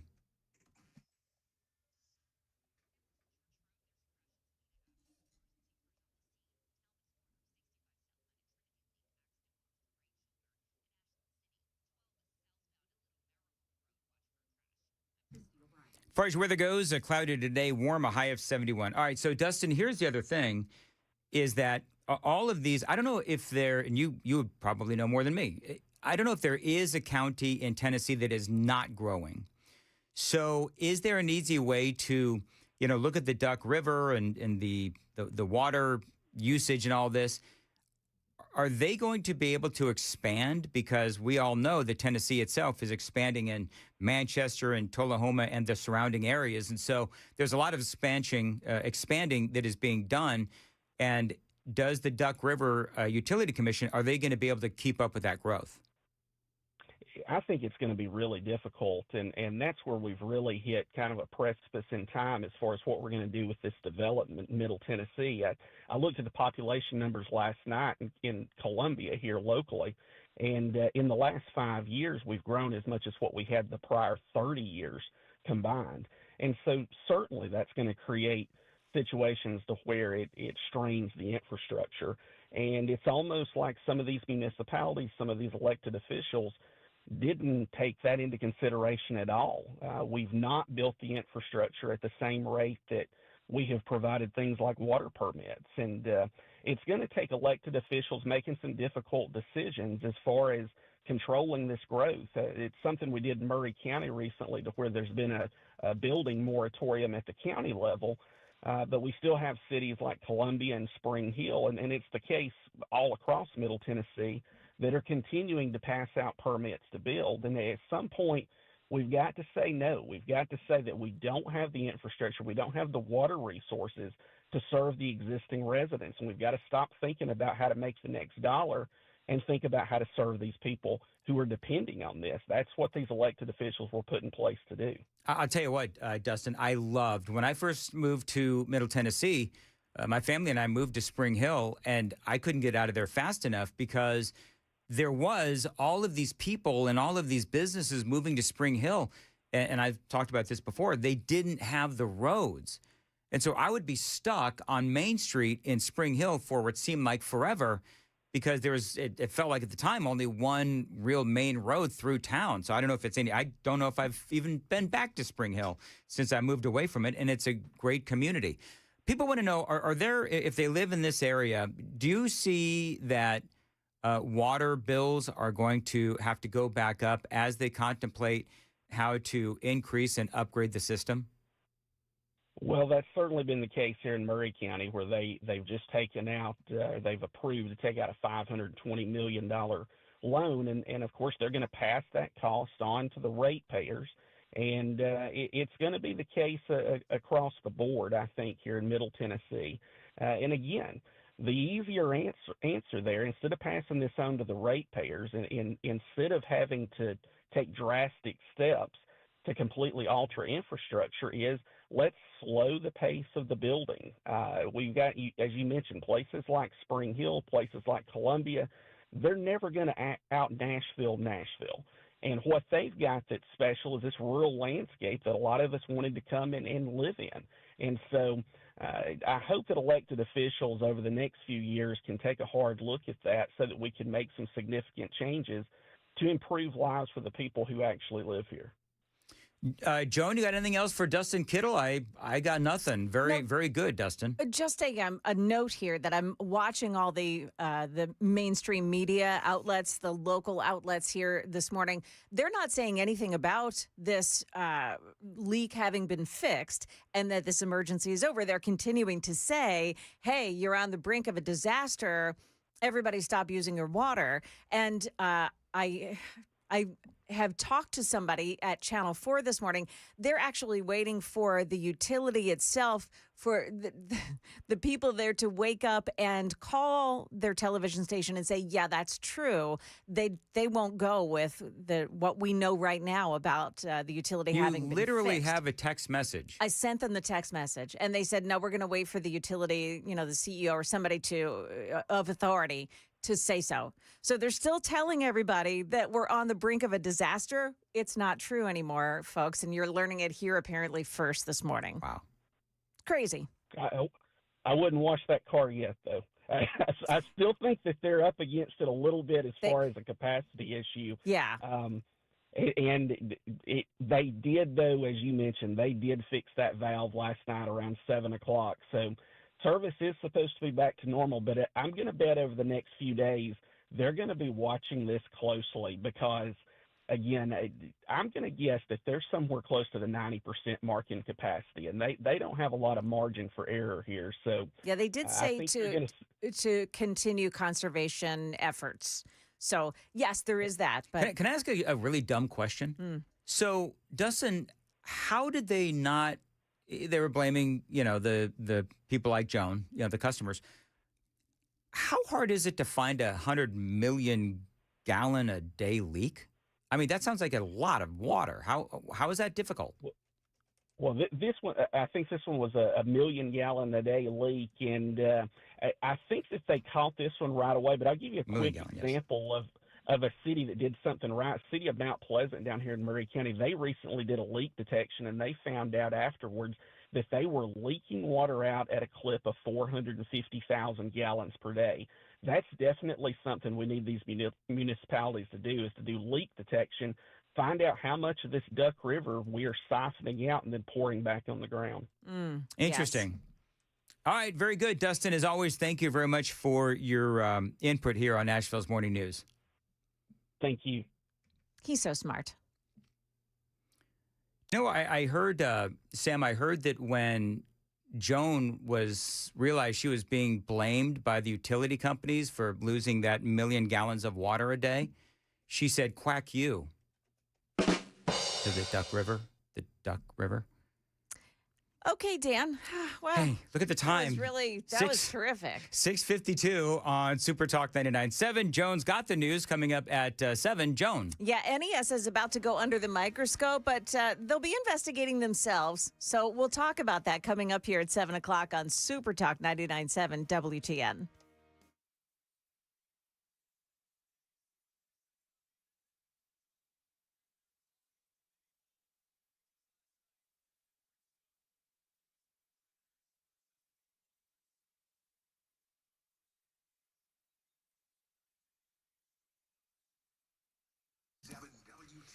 USS United Structural Systems. Listen, Tennessee is in recovery mode. USS, they are here to help.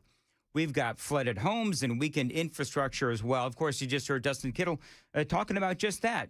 Since way back in 1994, USS United Structural Systems, they've helped thousands of families and businesses restore their homes after foundation damage. You know where that damage comes from, right? Crazy weather like what we just had. After years and years, tens of thousands of Middle Tennesseans have been helped by USS. Now, from schools to homes and the community involvement of USS, they've been a huge factor in times of trouble and despair and recovery.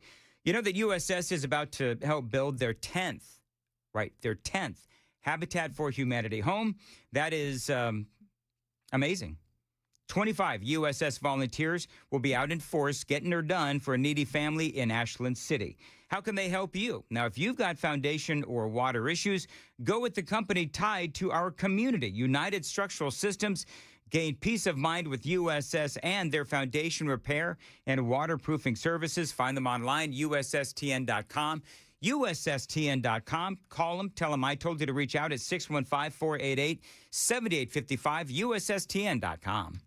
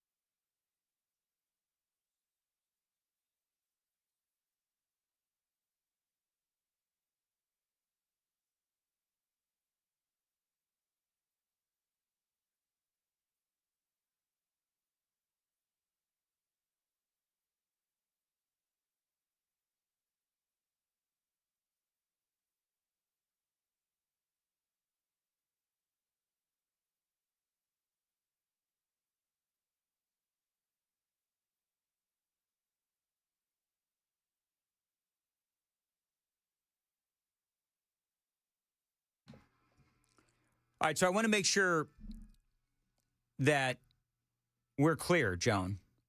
Yeah. You did not like the quack you joke. I didn't know. You just no, not at all. It's it's typical Dan. We've come to accept these things. But like it? No, no. Mm. You know, Joan, I've always said that you can tell a lot about a person by what they order. Yes. Earlier, we were talking about the 330 gallons of sulfuric acid. Yes. Ordered by Jeffrey Epstein. Mm-hmm. Then, of course, you've got Diddy with his more than 1,000 bottles of baby oil. You can really tell a lot about a person by what they order. Now, I was debating with Sam in the break about which one is creepier, Diddy's baby oil or the 330 gallons of sulfuric acid ordered by Jeffrey Epstein. Clearly, the Jeffrey Epstein, if he was actually using it for what a lot of people online are saying he was using it for or was going to use it for, which was dissolving bodies. So I think that, yes, the creepier of the two is the sulfuric acid, 330 gallons, that was ordered by Jeffrey Epstein, according to the Epstein files just released. Do you want to know what the weird part is? I don't know if I can handle any more weird this morning, but go ahead. Weird. The sulfuric acid may have been cheaper. May have been what? Cheaper. 6 55-gallon drums. It was $4,000 something. I wonder how many, how much 1,000 bottles of baby oil and 900 bottles of Astroglide would total cost. Yeah. Yeah. Well, here's what we know. More money on their habit. Both Diddy and Jeffrey Epstein can certainly afford whatever it is that they want to order to support their proclivities. It is 7 o'clock, so we're going to move right Good along. word. Okay, proclivities. Got to use that in a newscast, Joan. That'll be our news. Our I news never heard myopic yesterday. word of the day. I'll use both. Did today. you use myopic? I You didn't use myopic yesterday? No. Ah, Joan Jones. Yet you laugh at me about my quack you joke. You know what, Joan? What? Quack you. Yeah. 7 o'clock, WTN.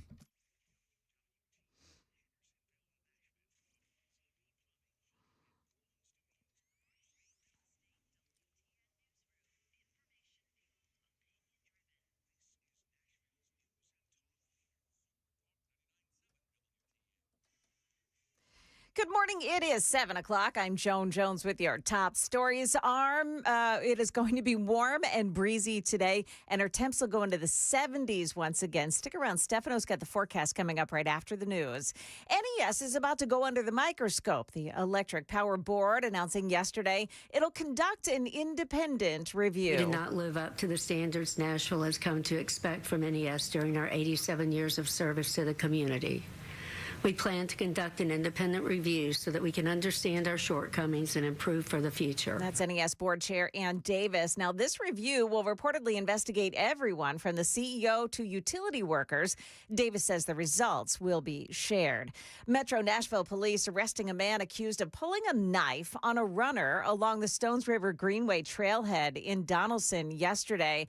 It was a gorgeous day to be out there for a run. Here's Channel 4's Marius Payton. Police say that a man was just stretching at the trailhead, getting ready to go on a run, when he said Reginald Williams approached him and pulled a knife out of his hoodie. The man says he ran back to his truck and called 911. Now, that man, Reginald Williams, apparently lived in a tent near the bridge.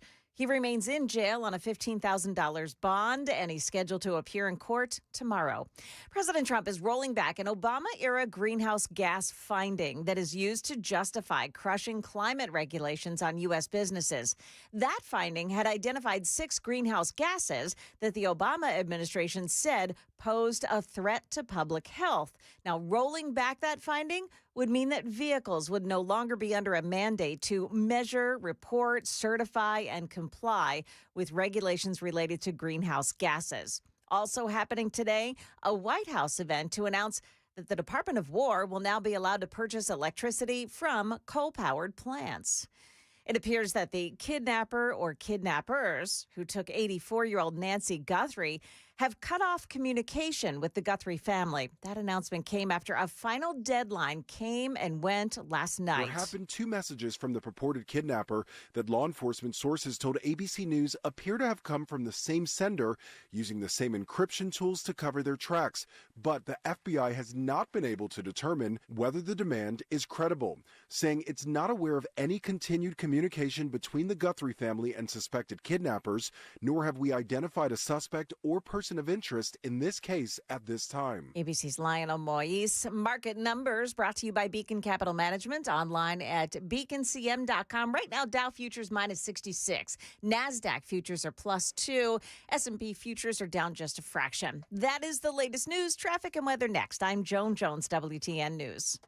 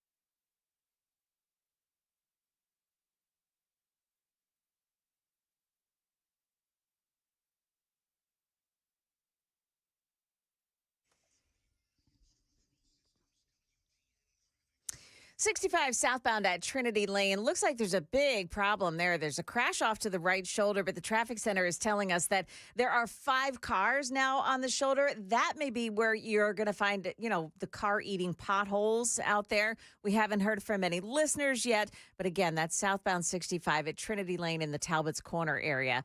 Also, you've got an overturned vehicle on Bandy Road near Friendship Acres Drive in Ashland City, and on 24 eastbound Cedar Hill, Tennessee, right at Maxey Road. Watch for an accident off to the shoulder there as well. Traffic every 10 minutes every morning on Super Talk 99.7 WTN.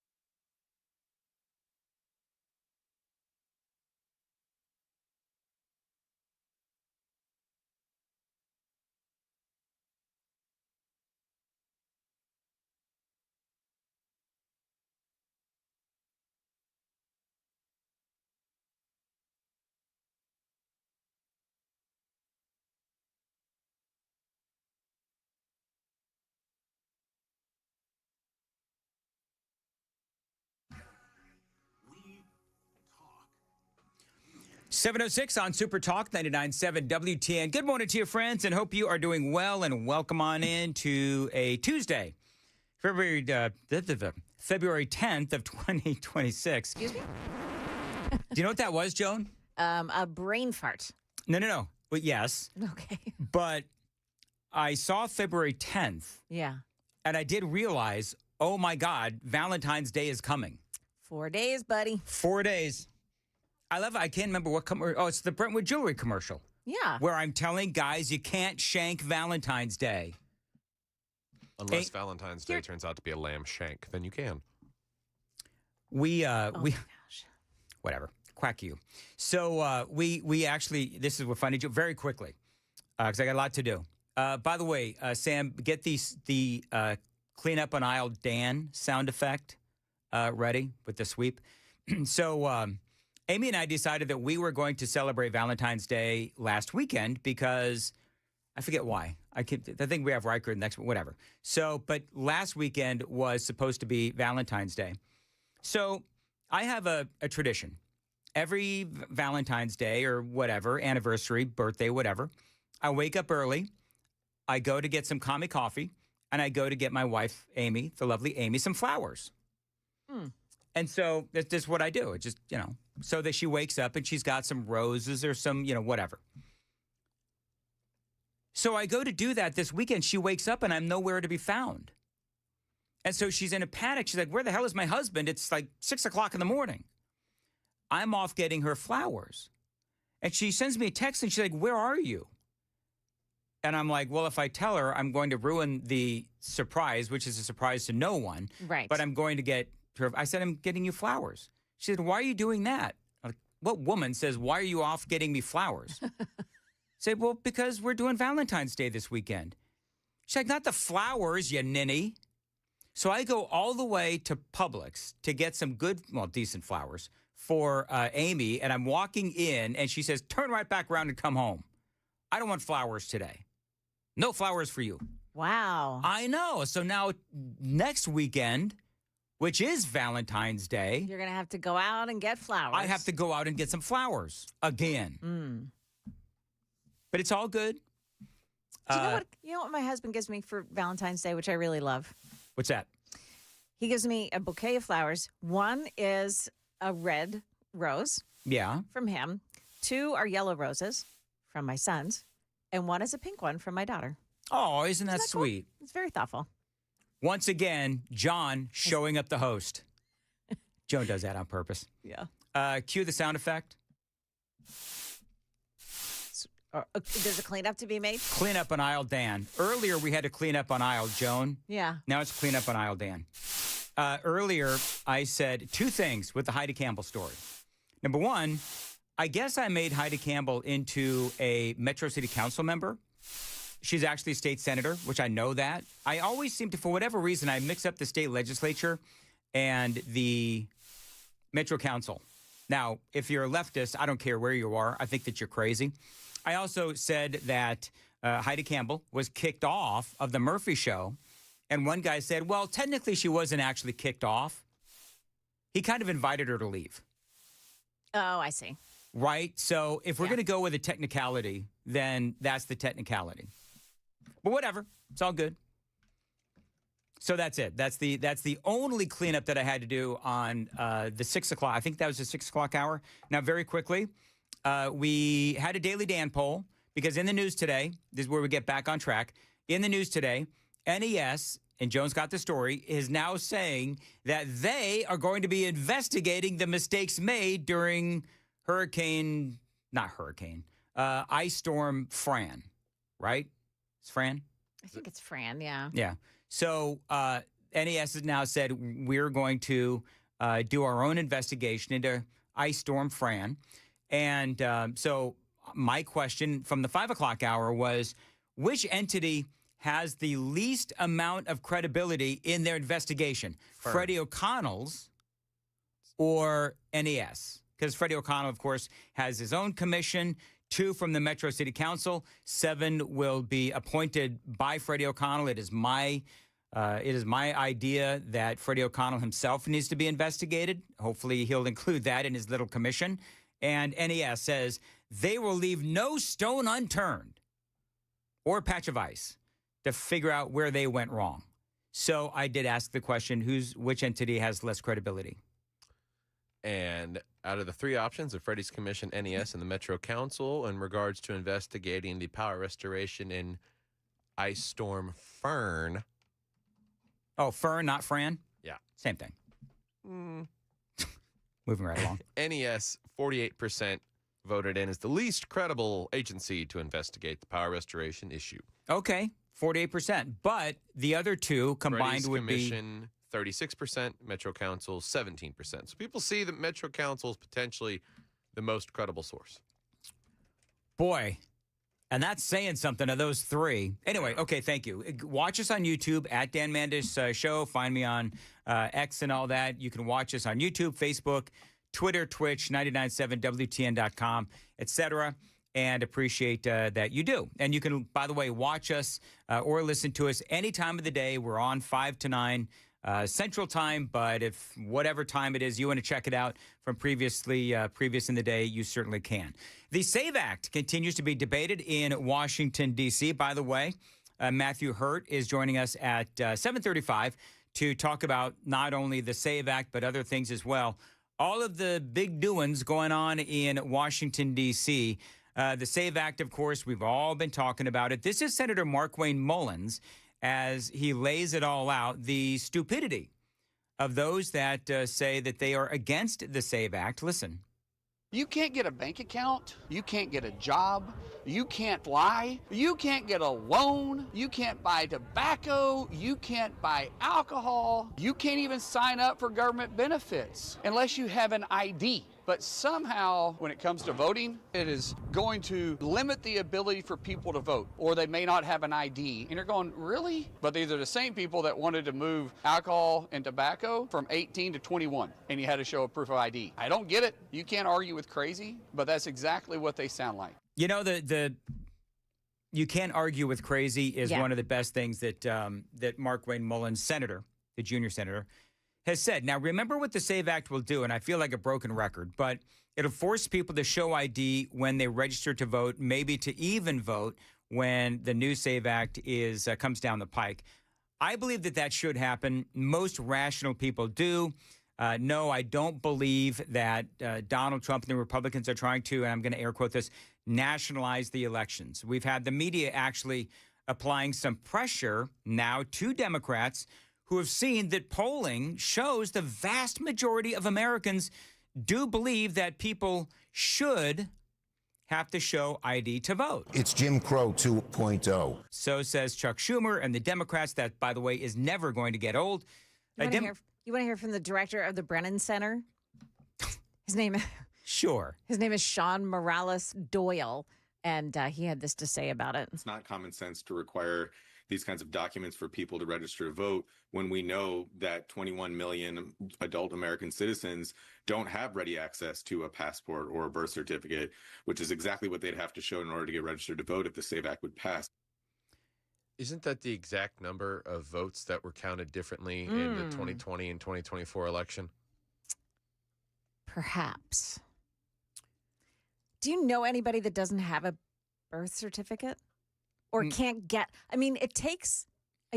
I've had to do this, and a lot of women have had to do this in order to get their the driver's license. What is it called? You got to get the driver's license. When you get married, your maiden name, married name, the whole thing. You have to. All you have to do is call the county where you were born, right, and get your birth certificate. It's easy. Here's the other thing that I would say: we are in February. You have what's the math? 9 months to get whatever ID you need to be able to vote. I mean, that's the bottom line. If you want to vote, then get your birth certificate, get your passport. I don't know about a social security card, but you do what you need to do. Yeah. You got like 9 months. And if you choose not to do it, well, then clearly voting isn't important to you. But remember what Chuck Schumer says. It's Jim Crow 2.0. Oh, yeah. And of course, as I've been saying, okay, so all of those, all of those black people that are for voter ID, basically Chuck Schumer is saying that they are for Jim Crow 2.0. What an absolute losing take. Democrats, by the way, also bringing up states' rights to execute their own elections. And the Republicans have been saying, no, we're not looking to nationalize the elections. But what the Republicans are saying is that they want some requirements to make sure that our elections are safe, secure, and credible. And remember, while Tennessee might have our elections shored up, other states may not. And that's why it makes sense to, and and I'm going to use the Democrats' word, whatever, nationalize at least this part of the process. Because in the state of Tennessee, our efforts can be diluted or completely canceled out by Illinois, for example. Because I'm assuming that they don't have any voter ID. Now, the word nationalize has become sort of like a taboo thing because that indicates that there is government overreach, and I understand that.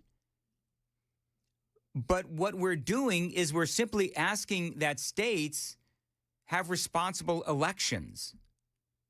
That's all we're saying, because we want free and fair elections and credible elections. You know, I look at it this way. My state has our stuff together. Other states may not. So my vote is going to be canceled out by some illegal alien in California. That's BS. Who isn't supposed to be voting. It completely dilutes and discredits the entire thing. And it can happen, even in conservative states. 3,000 registered voters in Alabama just got booted from the state voter rolls. That's after the Secretary of State, Wes Allen, ordered the removal of all non-citizens who were registered. But how did non-citizens get registered in the first place? I mean, a great question. How does that happen in the state of Alabama? That question about how 3,000 folks got onto the voter rolls. Here's what's even more worrisome. Nobody seems to have an answer as to how it happened. When I asked Allen how 3,000 plus were able to register in the first place, he couldn't give me the answer. But it's our belief that only American citizens should be allowed to vote. Non-citizens, whether they're legal or illegal immigrants, cannot register to vote. It's a federal offense. Right. Talking to the Attorney General, I think it was, there for the state of Alabama. And this is in a conservative state. Imagine how bad it would be in a Democrat state. I mean, we already know that it is. I love that Anna Paulina Luna is going out there now and calling out Senate Leader John Thune with an open letter signed by 6 others. She says that the United States must invoke the standing filibuster and vote on the SAVE Act. So if you're, and this is where Murphy Show stands, where if you are not for eliminating the filibuster altogether, which is what a lot of people are saying needs to happen, at least invoke the standing filibuster and make them stand on their feet and talk for hours at a time. Because I think there's a lot of merit to that. I mean, at least make it hard. She also blasting him for slow walking the legislation. That is also an issue. She says that there has been no debate or discussion, just silence, and that the standing filibuster will actually allow that debate, allow that discussion, and not allow the silence. And she also finally, Anna Paulina Luna, in this letter to John Thune, open letter, says that the election integrity here in America, it should not be optional. It should not be negotiable. She says the more the Senate sits in silence, the House has to continue to act. This is Brandon Gill, a Republican out of Texas. I expect every Republican in the House to vote for the SAVE Act. This is something we've been talking about for a long time. And, you know, I think it's particularly relevant after 4 years of Joe Biden letting in 15 million plus illegal aliens into the country. Yep. What we want to say is simply that only if you are an American citizen should you be voting in American elections. You know, a core part of national sovereignty is the ability to determine that only our people, only the people who have full allegiance to America and its institutions should be voting. And remember that every time an illegal alien votes in American elections, that waters down or disenfranchises American citizens who So it's what I said. Should have sole representative power in this country. This is something that the vast majority of Americans agree with, and we're going to get it passed. Yep. So the Democrats, again, are throwing everything they can at this to ensure that it does not pass. There's, of course, the it's racist argument. It's Jim Crow 2.0. There's the states' rights issue. Oh, yeah, and it is sexist as well. This was Elizabeth Warren. A reporter caught up to her outside of the Capitol. Do you support voter ID for elections? Well, it depends on what you mean by voter ID. When you want to say that everyone has to produce a birth certificate, including women whose married names are not on their birth certificates, that creates a real problem for me. Well, isn't that just one of the first steps in getting married is getting a new ID? Actually, it's not getting a new birth certificate. Because part of what the SAVE Act does is it says most driver's licenses around the country won't work as an ID. And that creates a terrible problem. But you need an ID to do just about anything in America. Shouldn't you need one to You don't vote in need a elections? birth certificate. I hope you know that. God, what a just. Can you hear the sound in her voice? I can't say it on the radio. It's her inner Pocahontas. Is that what it is? Yes. Is that her inner Pocahontas? I know better than you. It's her inner bee is what it is. And it's not so inner. It's actually outer, too. Whatever. She do be itching on the outside. She do be. Whatever. And by the way, just to review, no, here's the thing. A driver's license is not good enough to prove you're a citizen because states like yours, Pocahontas, states allow illegal aliens and migrants to get driver's license. They do. It's stupid, in my opinion, but they allow it. So no, a driver's license could be included, but here's what you can do. Here's what you can use. You can get a real ID, a passport, a military ID with a record showing a U.S. place of birth, or a government-issued photo ID that shows a U.S. place of birth, and states will have all of that figured out. It's a process. The states are being told you've got to come up with a process in your own state to be able to, ensure that illegal aliens cannot vote. It's got to be easy to vote, hard to cheat. That's not that hard of a concept unless you are a Democrat. It is 7:24 on Super Talk 99.7 WTN. Joan's got the news coming up at 7:30. Joan. Yeah, the emergency over now for some water customers in Middle Tennessee. That story's coming up here at 7:30 on Super Talk 99.7 WTN.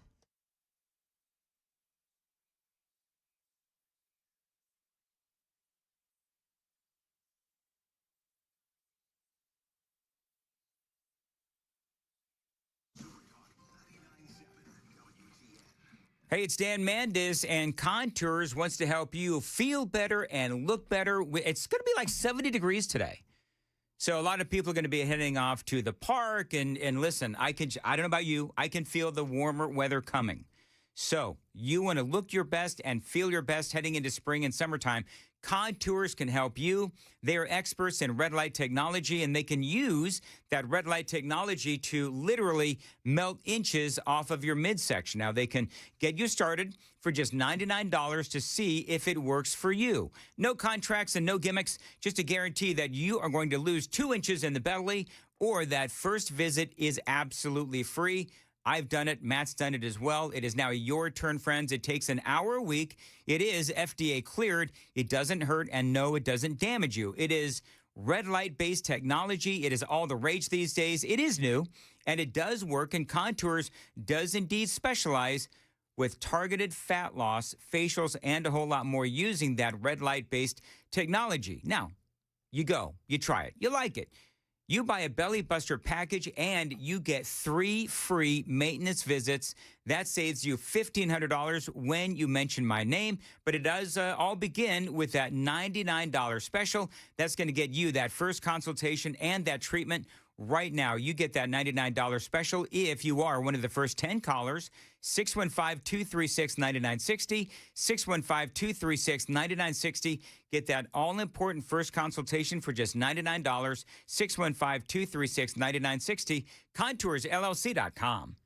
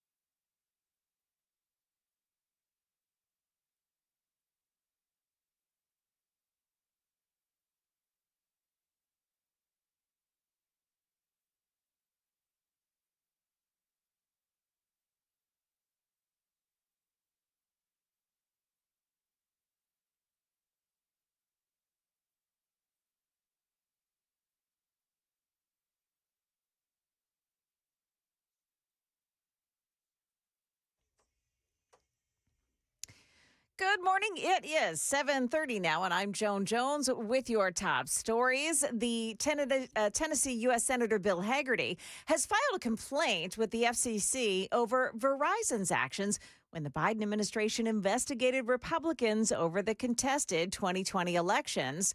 In that complaint, Hagerty said that Verizon willingly turned over his phone metadata to special counsel Jack Smith instead of protecting it. He's asking the FCC to investigate whether Verizon violated federal privacy law and agency regulations.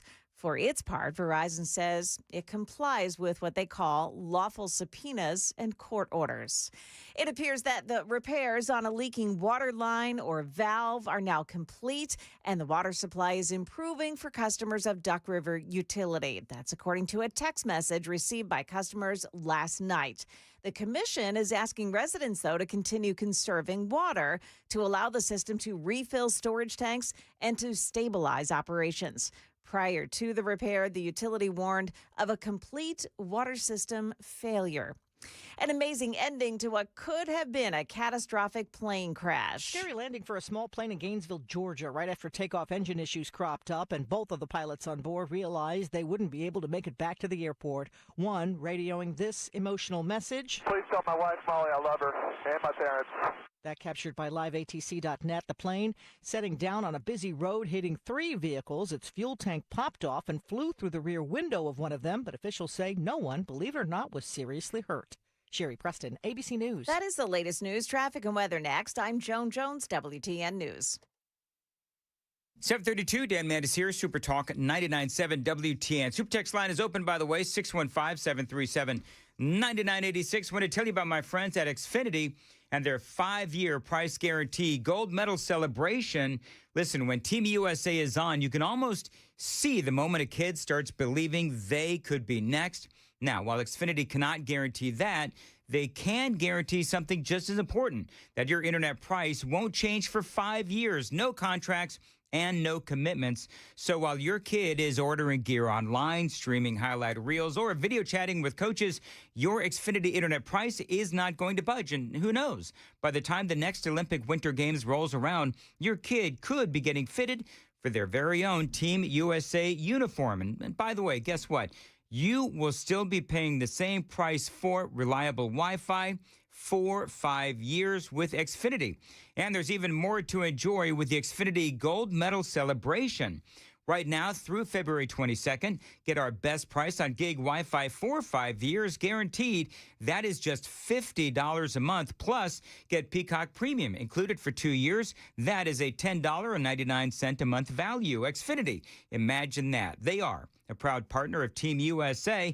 Restrictions apply, requires paperless billing and auto pay with stored bank account. Taxes and fees extra. Actual speeds vary. To get started, call them. Tell them Dan told you to reach out. 1-800-XFINITY. Visit Xfinity.com or drop into a store today.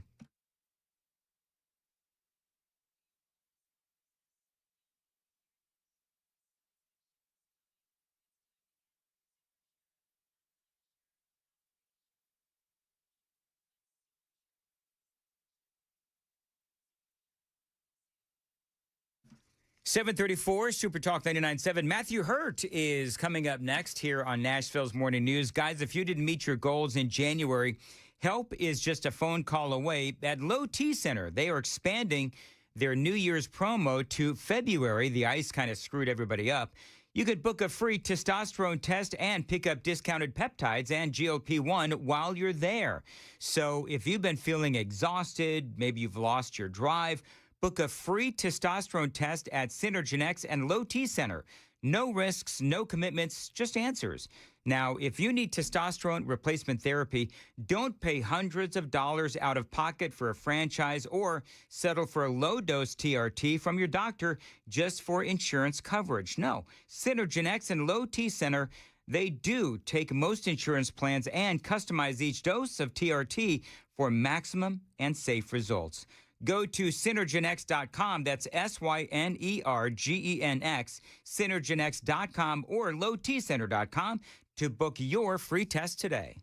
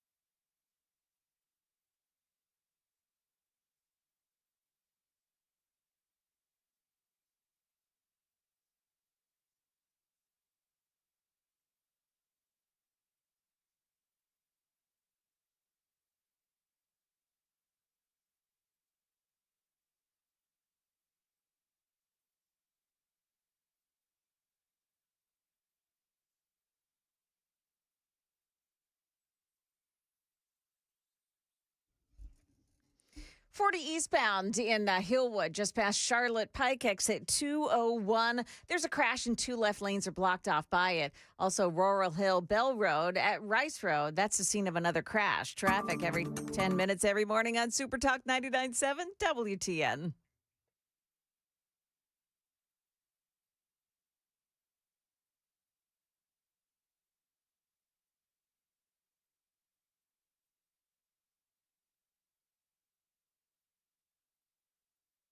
(7:37) Super Talk 99.7 WTN. Matthew Hurt joining us, our grassroots political analyst. Matthew, always great to have you on. So, real quick, just give me your opinion on the whole Bad Bunny Kid Rock controversy or non-controversy. I did see this headline where on the Daily Mail, because a lot of people are saying that Kid Rock and the Turning Point USA, this was a great event. It was a very successful event. And it was, but you also look at the fact that apparently Bad Bunny and what he did smashed all the records for people watching a Super Bowl halftime event. What I can tell you, Dan, is Sunday night I spent the evening with our Leadership Institute interns. They threw a Super Bowl watch party, and we switched over to the Turning Point halftime show, and it was fun for a country music show. There's plenty of things to get worked up about, and I'm trying not to get worked up about a sporting event. One of the things that is going on politically, of course, you probably heard me talking about it in the previous segment, is the debate over the SAVE Act. And, part of as they go through this debate, of course, is, eliminating the filibuster or bringing back the standing filibuster. And so the more that the Republicans, present their case, the more the Democrats are trying to figure out ways to stop the Republicans from, bringing this to a vote. I think it's clear, based on all the polling that was out earlier this week, that the American people really believe that it is a good idea to require ID to register to vote and then further to vote. Yeah, Georgia Senator John Ossoff had a campaign event over the last week, and he required attendees to produce a form of identification to get into the political event. So an even lower bar than voting in the political process, a Democrat senator required attendees to show up with a voter identification card. What the SAVE Act does, and I've said this on this program before, is it establishes these guardrails. I think, and most Americans think, only American citizens should vote. That should be the law of the land at the federal level. You should be able to produce some proof of who you are. But this goes back to the 1990s with what the Clinton administration did, essentially the motor voter law, which allows an ease of registration that does not require necessarily proof of citizenship. In some states, you can get a driver's license without being an American citizen. This used to be the case in Tennessee, where many of your listeners are. I believe it's no longer the case, but you would just register to vote when you went in to get a driver's license. That is something a lot of times people want to create more solutions by creating more laws and more government. Repealing that would reduce government and also seek to solve the problem. But this SAVE Act, again, what do most Americans want? They want safe and secure, free and fair elections. And one of the ways to ensure that is that everyone who is casting a ballot is an American citizen and is permitted to vote. And this is one of the elements of that bill.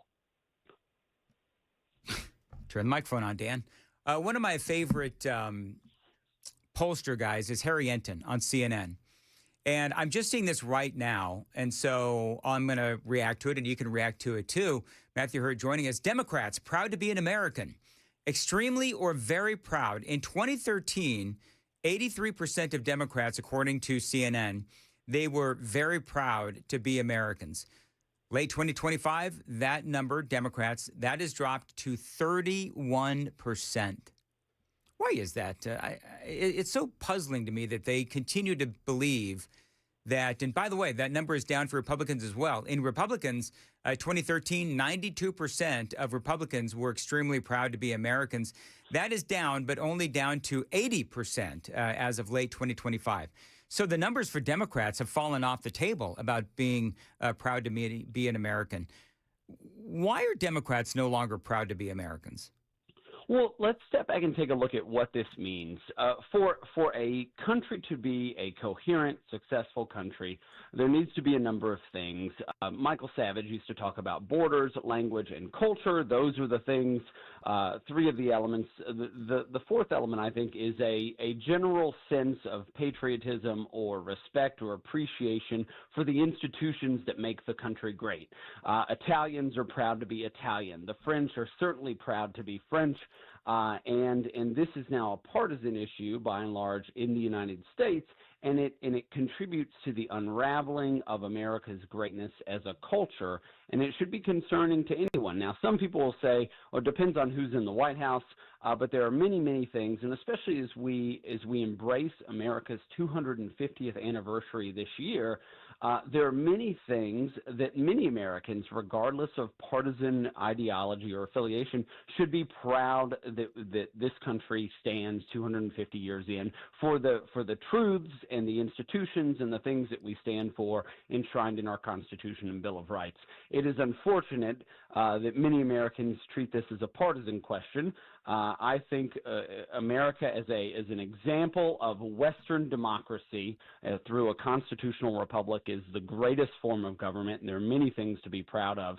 And I hope our Democrat friends come back from that. But frequently now, since Orange Man is so bad, and he's been in the White House twice, it will erode their patriotism or sense of America's greatness.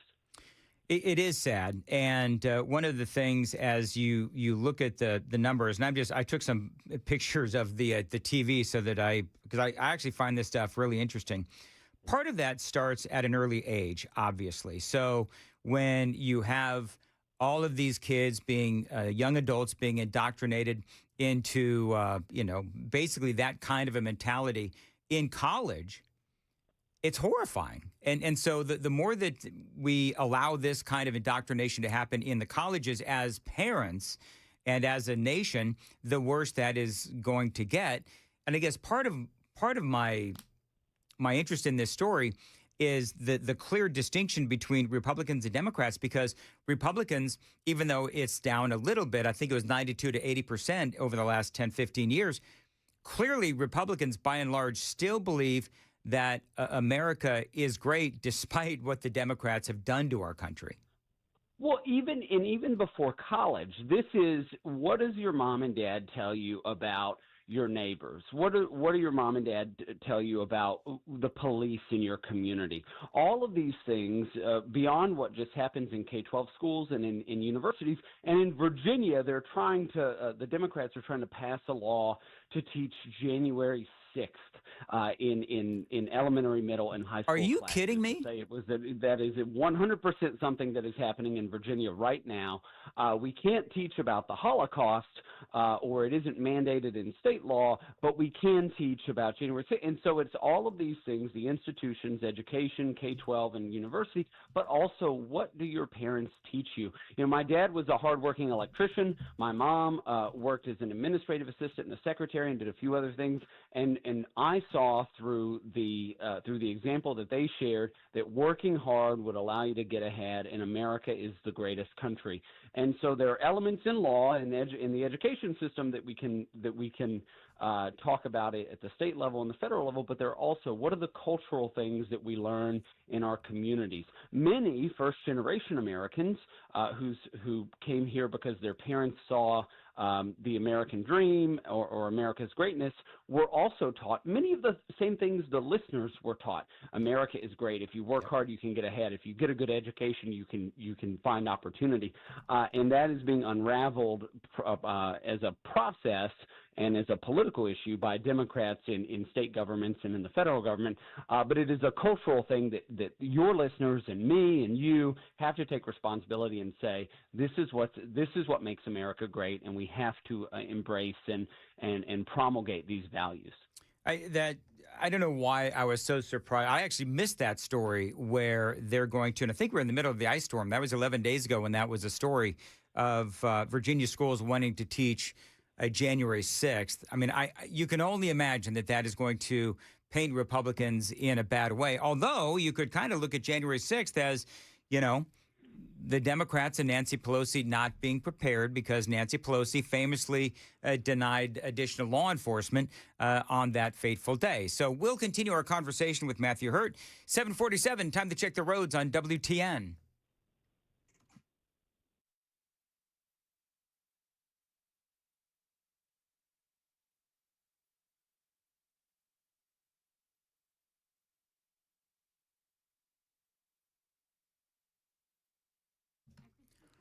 Alrighty, thank you. 747 on Super Talk 99.7. As far as your weather goes, cloudy, warm, and a high of 71. Okay, Matthew Hurt is joining us on Super Talk. All right, so let's talk about the Epstein files. There's obviously been a lot going on. I was covering this earlier. Thomas Massie, Ro Khanna holding that press conference yesterday. So far as I can tell, there's nothing credible in there about Donald Trump, with the exception of the fact that it is in the Epstein files that he was one of the first to say, really glad that you are coming in and investigating this, and he was more than willing to work with the authorities. However, Howard Lutnick from the Trump administration has now been caught lying about keeping a relationship with Jeffrey Epstein beyond 2005. 2005, of course, is that year that we found out how bad Jeffrey Epstein was and the things that he was up to. And Lutnick, he has said in the past, after 2005, I had no relationship with Jeffrey Epstein. Now it turns out that he did for years, according to emails that have dropped. Now there's a lot of people saying that Howard Lutnick needs to either be fired or resign. And he has not committed any crime that I can see. He just held that relationship and lied about it, damaging his credibility. What do you think? Well, Dan, let's look across the pond. Peter Mandelson, the former British ambassador to the United States, very similar details. Casual relationship with Jeffrey Epstein post-conviction in 2008, was removed as British ambassador. That may, in fact, topple the Labour government in Keir Starmer. It has roiled the British government for the last several weeks. And so just the view of impropriety, not breaking the law, and I think what we're seeing now in the American conversation about Jeffrey Epstein is a bunch of Democrats who throw in these accusations that were submitted about Donald Trump. Again, no factual basis for those, but there are plenty of individuals who are either in government or have access to government. And this is something that it is shocking to me that Donald Trump supporters, some of them, are going after people like Thomas Massie, because this is not a MAGA versus the rest of the political landscape. This is the people in the club, and you ain't in it. And it is okay to hold those people accountable. And will some of them be in the Trump administration? That is possible. And the Howard Lutnick thing is an impropriety, but it's not illegal. We can have that conversation. Right. But there are people who should be held accountable. There are absolutely horrifying revelations in these emails, and now members of Congress have seen unredacted names. And you know, this could be, if it is this serious, it could go back to the Pentagon Papers, where a member of Congress could read those unredacted names on the House floor and be shielded from prosecution. I would not be surprised if something like that happens in the coming weeks, and somebody names those individuals. Well, and Thomas Massie in the news today, he is saying that if the victims want me to read the names, I will. He says, I will. And so we'll have to see where that whole thing goes. But, you know, I would agree with you. There's going to be Republicans and a lot of Democrats that have been named, or, you know, some insinuations made within the Epstein files. You're talking about 3 million that have dropped over the last couple of days. And so we're going to be finding out more and more about the Epstein files as time goes on. And so this will no doubt come up again. And Matthew Hurt, always great to have you on. And how can people follow you on X? I'm on X at Matthew Hurt, MattheWHURTT. All right. We'll talk to you again soon. It is 7:51. Joan's got the news at 8. Joan. Yeah, coming up, we'll tell you how you can get your taxes done for free. Well, at least some of us. We'll tell you all about that at 8 o'clock on Super Talk 99.7 WTN.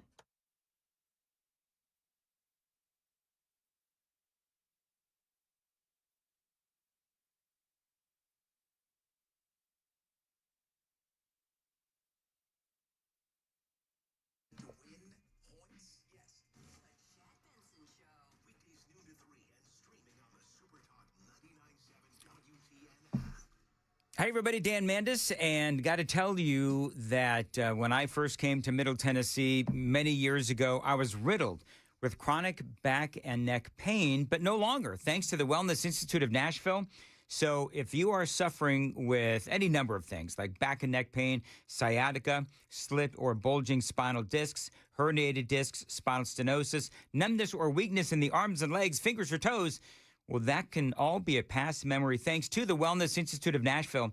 They've got a brand new piece of technology. It is called the Hydro Wave, and it is the only one in Middle Tennessee, the first and only office in the state of Tennessee to have the Hydro Wave. Very, very cool piece of technology. And of course, yes, indeed, they still have that non-surgical spinal decompression therapy. That is the best. Now, right now, you can get 47% off non-surgical spinal decompression if you use my name when you call them and tell them that WTN and Dan Mandis told you to reach out. That phone number is 615-246-5009. 615-246-5009. 47% off non-surgical spinal decompression when you tell them Dan Mandis told you to reach out. 615-246-5009. Find them online anytime. It is painisbad.com.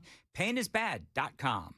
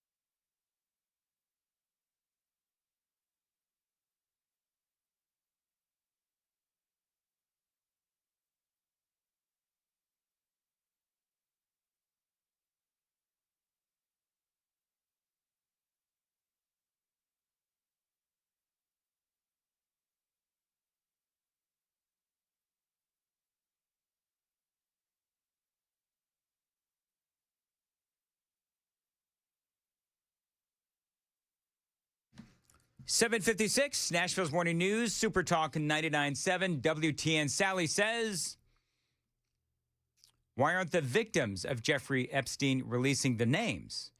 They know who the perpetrators are. Thomas Massey does as well. Go ahead and say the names. Quit beating around the bush, Sally says. I'm losing a lot of respect for you. He's saying me. I'm losing a lot of respect for you. Me? I don't know the names. I'm all for, Sally. Well, part of the issue people are having is they can't really differentiate, or it's hard to differentiate between the actual victims and people who may have been trafficked as a child that became adult assistant traffickers in the Epstein ring. Yeah, perpetrators. Because there were people that were part of their deal. They were trafficked, and then they went out and they started recruiting other girls. We've talked about that before, as a matter of fact. So as far as Thomas Massey goes, as far as the victims go, Elon Musk, and we talked about this before, Elon Musk has come out and he has said, if you want to come out and release the names, I will pay for your entire legal defense if there are lawsuits that come out. That is that we've been. So Sally hits me back and says, no, Dan, not you. He's talking about Thomas Massey. Proverbial third person you. Yes, that's exactly right. Hey, you want to hear this Howard Lutnick thing real quick? Let me see if I've got time to do this. So Howard Lutnick, this is what he has said, Trump's Commerce Secretary. This is what he has said when he met Jeffrey Epstein. Listen close. I believe that Lutnick, at the very least, needs to be brought. That, of course, is not the piece of audio that I was looking for. Let me see. Okay, I'm going to have to do this after the news. Doggone it. You know what? There's some really good audio that I'm going to play after the news. And it's Howard Lutnick. And again, he is Trump's Commerce Secretary. And he is talking about the first time that he ever met Jeffrey Epstein. And he walks in, and there is, wait for it, a massage table in the middle of Jeffrey Epstein's house. Oh, my. Yeah. And so Lutnick, it's a great story. You know what the problem is about Howard Lutnick's great story? It's all a bunch of BS. And I've got it for you straight ahead. Super text line is open, 615-737-9986, 615-737-WWTN. Also, by the way, coming up, Joan. Yes. We also have Kid Rock. Remember we were talking yesterday about how it looked like he was lip syncing, and people are saying that he was lip syncing. Yeah. Well, he explains the whole thing in an interview last night on Laura Ingraham. So I've got that part of the whole Bad Bunny TP USA story coming up next. I've got a lot that I want to do in the next segment. It is straight ahead. It is 8 o'clock. Super Talk 99.7 WTN.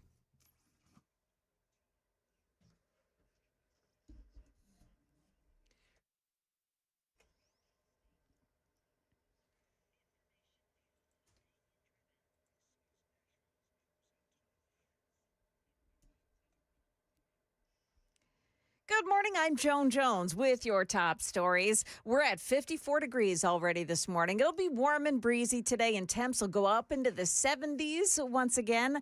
Stick around for Stefano's full forecast coming up. Epstein news this morning. Two congressmen, Republican Thomas Massey and Democrat Ro Khanna, have reviewed some of the 3 million newly released files, and they say the DOJ redacted several names of men that they say should be revealed. Also, the latest revelations are turning up the heat on the royal family in the UK. Overseas, King Charles is breaking his silence about his brother, former Prince Andrew. Since the new revelations and the latest Epstein files release, King Charles now saying he is ready to support police as they look into a claim that Andrew shared confidential material with Epstein back when Andrew was a trade envoy. The palace saying the king has made clear in words and through unprecedented actions his profound concern at allegations which continue to come to light in respect to Mr. Mountbatten Windsor's conduct. That's ABC's Perry Russum reporting. Meantime, Jeffrey Epstein's co-conspirator, Ghislaine Maxwell, didn't answer any of the questions from a congressional committee yesterday. New video showing Jeffrey Epstein's convicted co-conspirator, Ghislaine Maxwell, refusing to answer questions from lawmakers, pleading the Fifth. I invoke my Fifth Amendment right to silence. Maxwell appearing virtually before the House Oversight Committee from a Texas prison, where she's serving a 20-year sentence for trafficking minors to Epstein. That's ABC's Rachel Scott. The Republican Speaker of the House says she's clearly just trying to cut a deal. Another fight against the Tennessee Valley Authority is heating up. This time, a small, centuries-old farm is fighting against a plan the TVA has to build power lines on a portion of the Gregory family farm in Gallatin. The family tells News 2 that it would ruin their land, about 8 acres of it. This area right here, me and my sister played here when we were children. I'm certain somebody before us played here as children as well. This, in my opinion, one of the best areas on the place. And all this vegetation and trees you see will be no more. The TVA says it works with landowners and it's holding an open house for feedback on the planned project in May. And there is good news for taxpayers, or at least some of us. TurboTax announcing it's providing tax prep services for free. CNBC says that many software companies do have free plans, but only for federal returns, maybe for limited numbers of schedules. But the TurboTax offer says that through the end of February, it'll process any state or federal returns at no cost, no matter how complex your taxes are. There is one caveat. You can't have used TurboTax to file last year.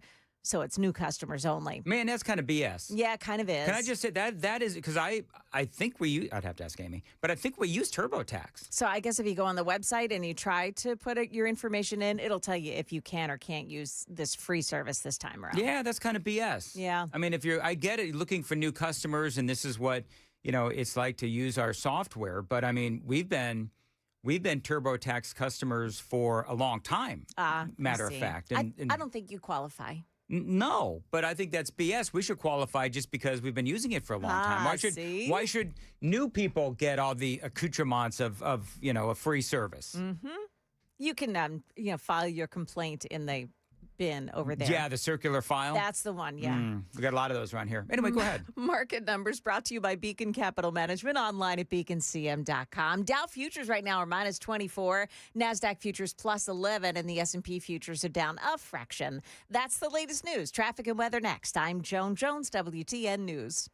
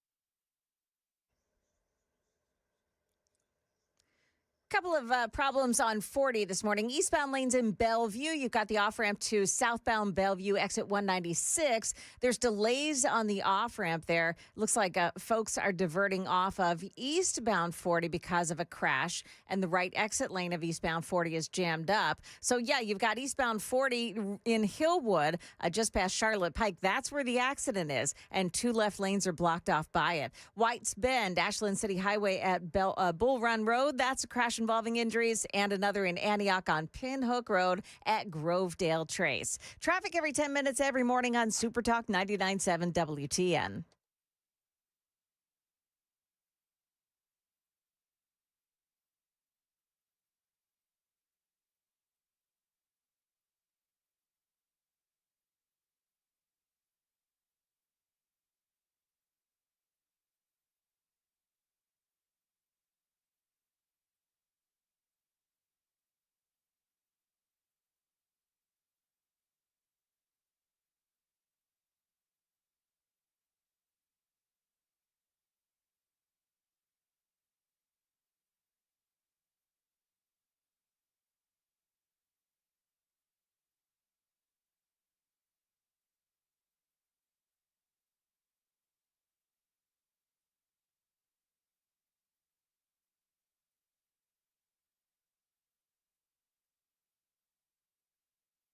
.807 Nashville's Morning News on Super Talk 99.7 WTN.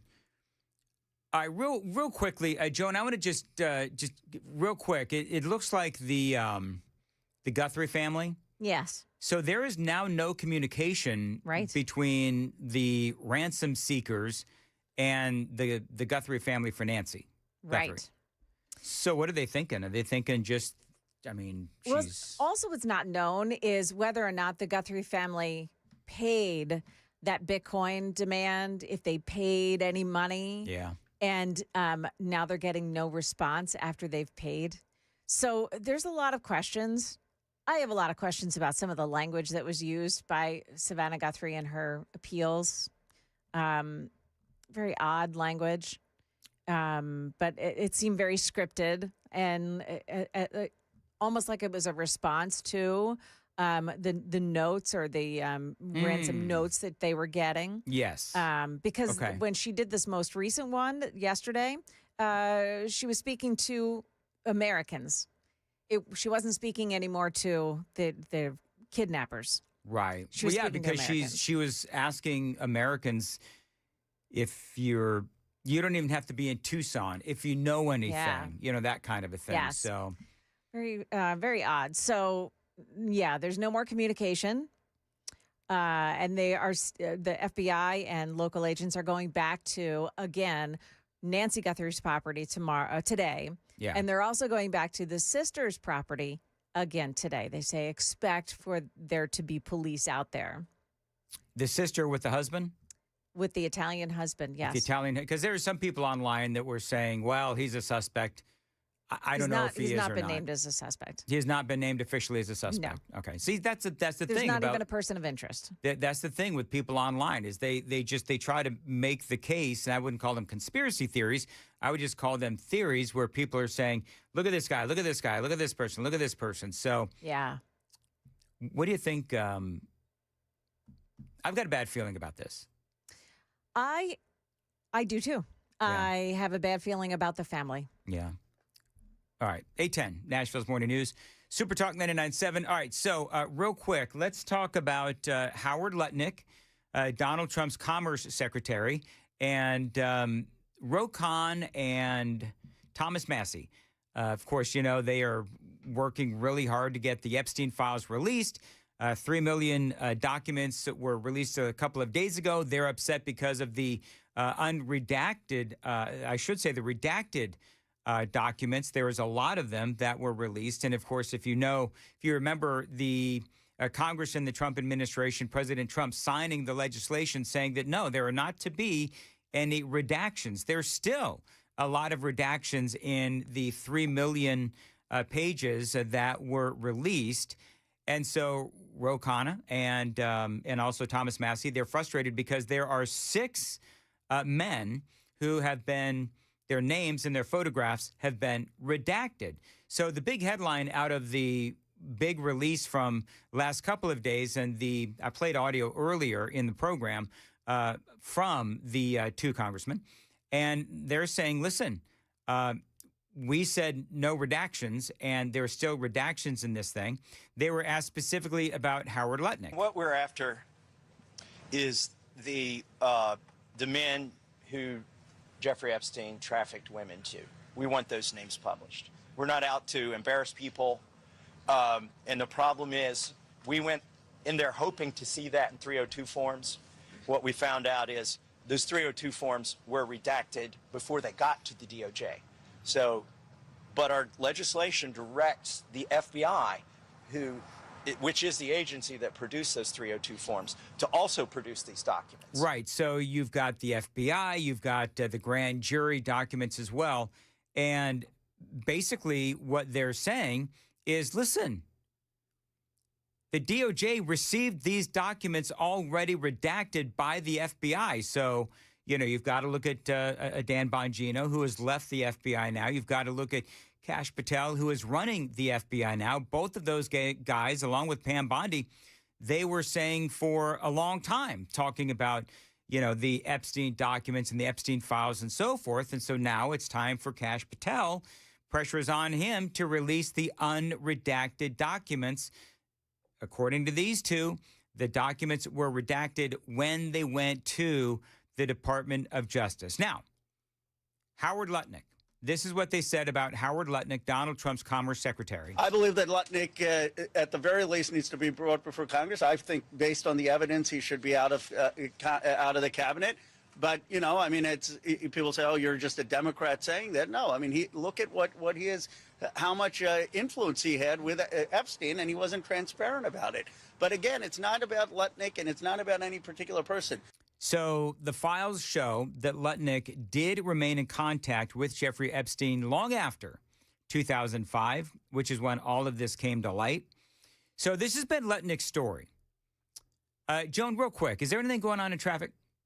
Yeah, there's a problem on 40 this morning. Eastbound lanes in Hillwood past Charlotte Pike. There's a crash. 2 left lanes are blocked off. It's causing delays as well in Bellevue on the 40 eastbound off-ramp to southbound Bellevue. That's about it. All right. Thank you, Joan. So this is kind of a longer soundbite. So this has been Lutnick's story since walking into Epstein's home years ago and finding a massage table in the middle of the room. Massage table in the middle of your house? How often you have a massage? And he says, every day. And then he gets weirdly close to me. Ooh. And he says, and the right kind of massage. Ooh. Now my wife is standing here. So she looks at me and I look at her and we say, I'm sorry, we have to go. And we left. And in the 6 or 8 steps it takes to get from his house to my house, my wife and I decided that I will never be in the room with that disgusting person ever again. Great story, Joan. Except that it's a story. Except that it's a story and it's not true. Emails now show that Howard Lutnick retained and remained friends, retained a relationship and maintained contact with Jeffrey Epstein long after the time we found out that Jeffrey Epstein was trafficking kids, their respective, people planning social gatherings and trips and the whole thing. And so now there are calls for Lutnick to be fired or to resign. Both Massey and Ro Khanna didn't say anything about Donald Trump, but there's a lot of people talking about Howard Lutnick. And again, and we talked about this with Matthew Hurt, nobody's accusing Lutnick of doing anything untoward, but his credibility is damaged. He lied.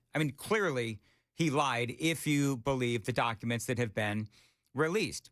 So now my question is this, Daily Dan poll. Should Howard Lutnick be either, how this goes, should he resign, i.e. being forced to resign, or should he be fired? Daily Dan poll, YouTube, go take the Daily Dan poll because I think that there is a legitimate discussion. Here's the other thing. Was he honest with Donald Trump? Was he honest with Donald Trump when, because this is, I'm sure, has come up. And so was Howard Lutnick honest with Donald Trump about keeping a relationship with Jeffrey Epstein long after 2005? 2005 is like what do they call it? The demarcation, where, 2005 is when all of this came out and came to light. And if you were somebody who knew Jeffrey Epstein and you didn't know about all of this, Okay, so now you did know. Did you maintain a relationship with the guy who was accused of doing all of these horrific things? So that is a big part of the conversation. Now, real quickly, because I said I was going to get through this. Kid Rock. We were talking about earlier, I think this was yesterday, as a matter of fact, where Kid Rock and the part of his show where he was accused of lip syncing, right? And so here's exactly what happened with Kid Rock and the whole accusation of lip syncing. He says that it was all problem with Turning Point USA and not lip syncing per se, but just matching the track up with what he was doing live. Listen. Yeah, so it was out of sync. And actually, just to have some fun with the haters, I can't answer all the trolls, but it's going to be some fun. My DJ, who actually raps that song with me, he was not lit up. He's coming to Nashville tonight, flying in, and we're going to do that live in my living room, and I'm going to post it tomorrow to show people exactly how this works. Because, number one, if it would have been a lip syncing like people are trying to, the left is trying to throw me under the bus again, and the mainstream media and social media tries to amplify it, it would have been super easy to sync it up if it was pre-recorded.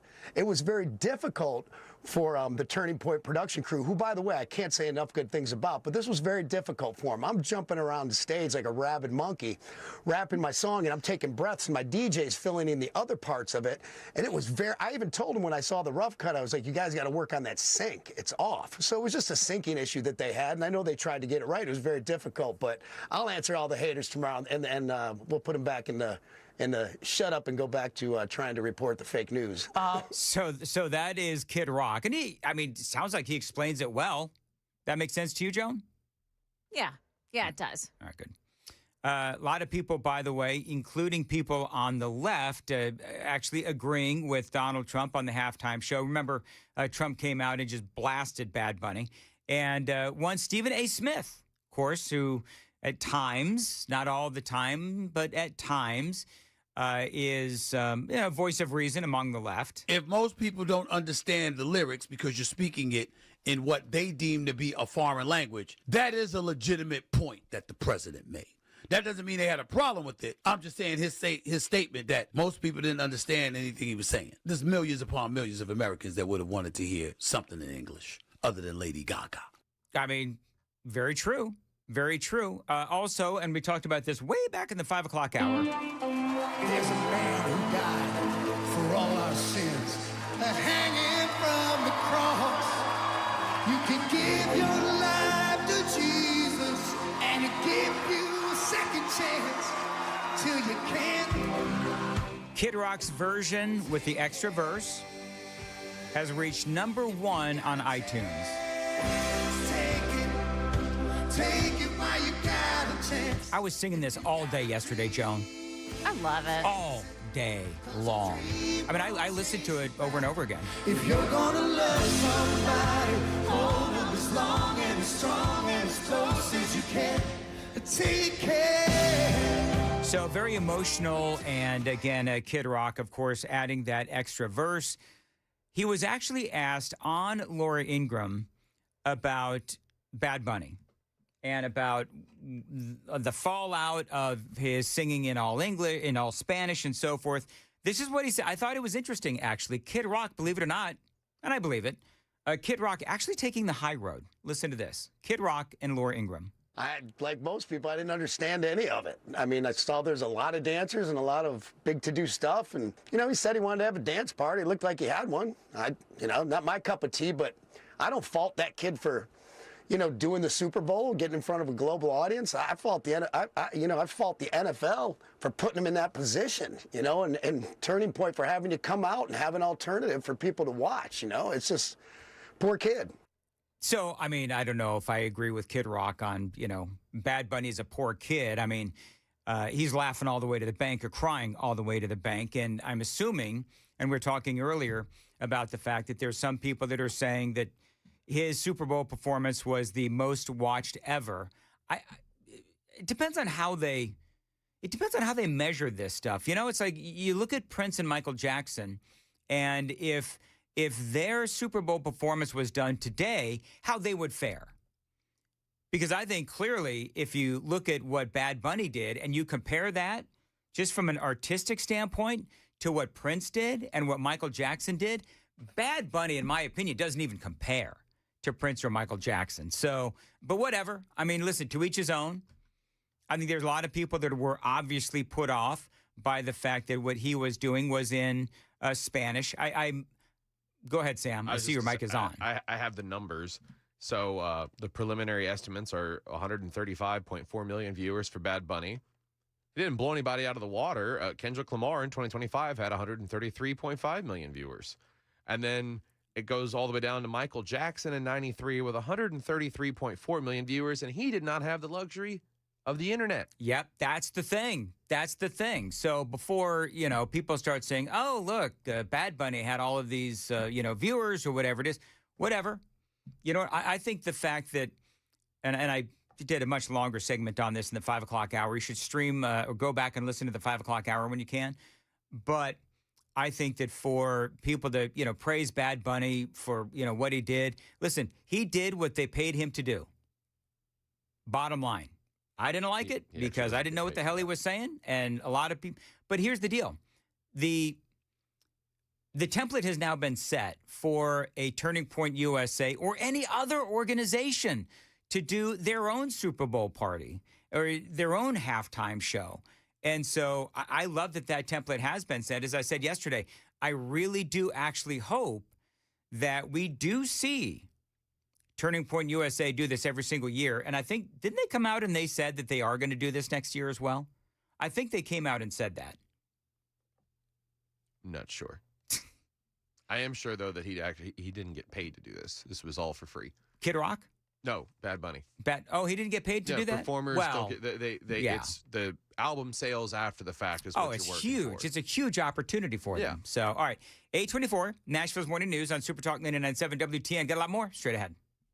Oh, Joan's got the news coming up at 8:30. Sorry, Joan. Joan was coming up. Well, we'll tell you about a document involving Donald Trump that did come up in the Jeffrey Epstein case. It's at 8:30 on Super Talk 99.7 WTN. Hey, Joan, I'm going to be busy on Saturday. You know what I'm going to be doing? Getting flowers, some jewelry. Well, no and maybe flowers. But I'm going to be out at the Southern Home and Garden Expo hanging out with my friends at Busy Bee. From 9:30 a.m. to noon, like I do every single year. I'm going to be out at the Southern Home and Garden Expo hanging out with Busy Bee and saying hi to listeners. They've got a booth out there. So if you want to come say howdy to yours truly, I would love to shake your hand and thank you for listening.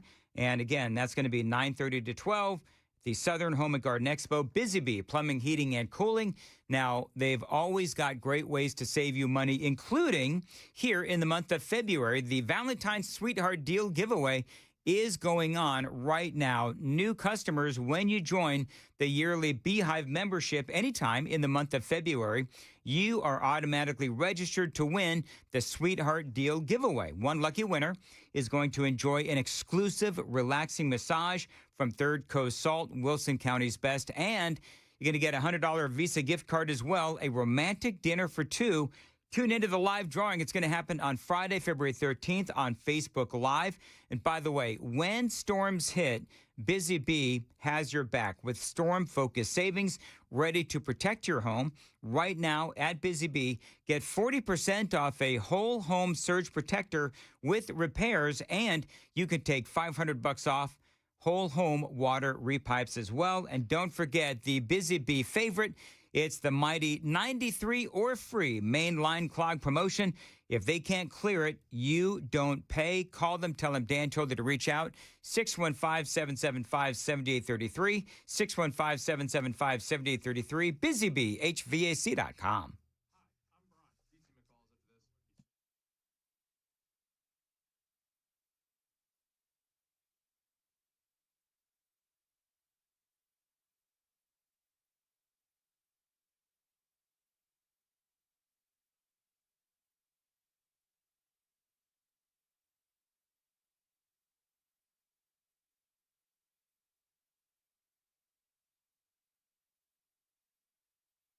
Your friend and yours. Dan Mandis here for DT McCall's, a great Tennessee company. They are here for their fellow Tennesseans with great prices, selection, and value. I've been telling you for years about DT McCall's. They've been helping people out for, count them, 4 generations. And if you need it, they've got it at DT McCall's. Again, 4 generations. That is over 100 years. They've been helping me out for the last 12. And remember, with DT McCall's, I was a customer before I was an endorser. So if you need indoor furniture, if you've got a room to fill, go to DT McCall's. If you need an appliance, if it plugs in, they've got it. They've always got specials going on to save you money. Now, my most recent appliance that I bought at DT McCall's, my brand new refrigerator. DTMcCalls.com is where I go every time something breaks or every time I realize I need a new piece of furniture. Right there at the website, they've always got specials and great prices and all the best brands of appliances like washer and dryer sets, dishwashers, and a whole lot more. And if you buy it, they'll deliver it for free and haul away the old stuff. DT McCall's, 5 locations across Middle Tennessee, Carthage, Cookeville, Lebanon, Lafayette, and Franklin. Always online, DTMcCalls.com.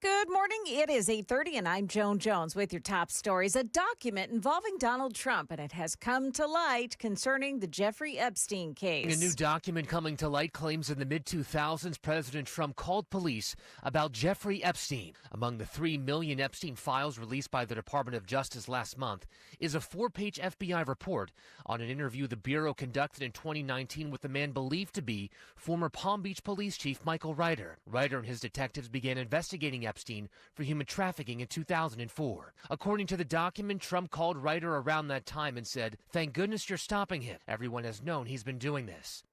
That's ABC's Perry Russum reporting. The FBI says there is no credible threat to the public in Springfield, Ohio, following bomb threats Monday targeting the Haitian community in Springfield. And it sent the school and county offices home for the day. Governor Mike DeWine. Law enforcement has to take this very, very seriously. This is a despicable act. It's caused kids to miss a whole day of school today. Yeah, you remember in September of 24, though, similar bomb threats were made. They were determined to have come from overseas. It's not clear if these current bomb threats were made from overseas or if they're related at all. Former CBS investigative journalist Catherine Herridge is out with a bombshell revelation. She says CBS executives deliberately buried the Hunter Biden laptop story and ordered her to wait until after the 2022 midterm elections to help the Democrats. When we did the story, we did it after the midterms. I argued against that because it was ready before the midterms. And my training is that you should always do the story when it's ready to go. You should not be dictated by the political cycle. She also says she wanted to expand the story, but was shot down on that too. I've posted that video to my X account so you can watch it as well. Find me on X at Joan Jones WTN.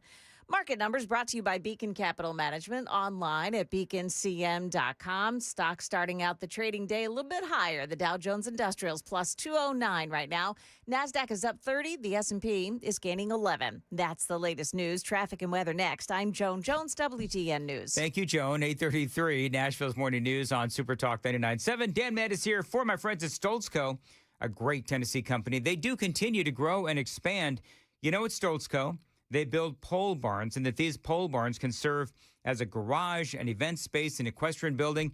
You can even live in them and call them barn dominiums. And let me tell you something. These barn dominiums, these pole barns that you can live in, they are amazing from Stoltzco. And these days, those barn dominiums are new and improved. Stoltzco is now offering you what they call turnkey options. That means they handle the design, the construction, and the amazing finishing touches as well. You turn the key and you are home thanks to Stoltzco. Now, your new pole barn from Stoltzco can be used for anything. So if you have some land that needs a building for whatever you want, call my friends at Stoltzco, 615-622-5992, 615-622-5992. You can also find them on Instagram and Facebook to see examples of their incredible work around Middle Tennessee. Tell them Dan Mandis told you to reach out, stoltzco.com.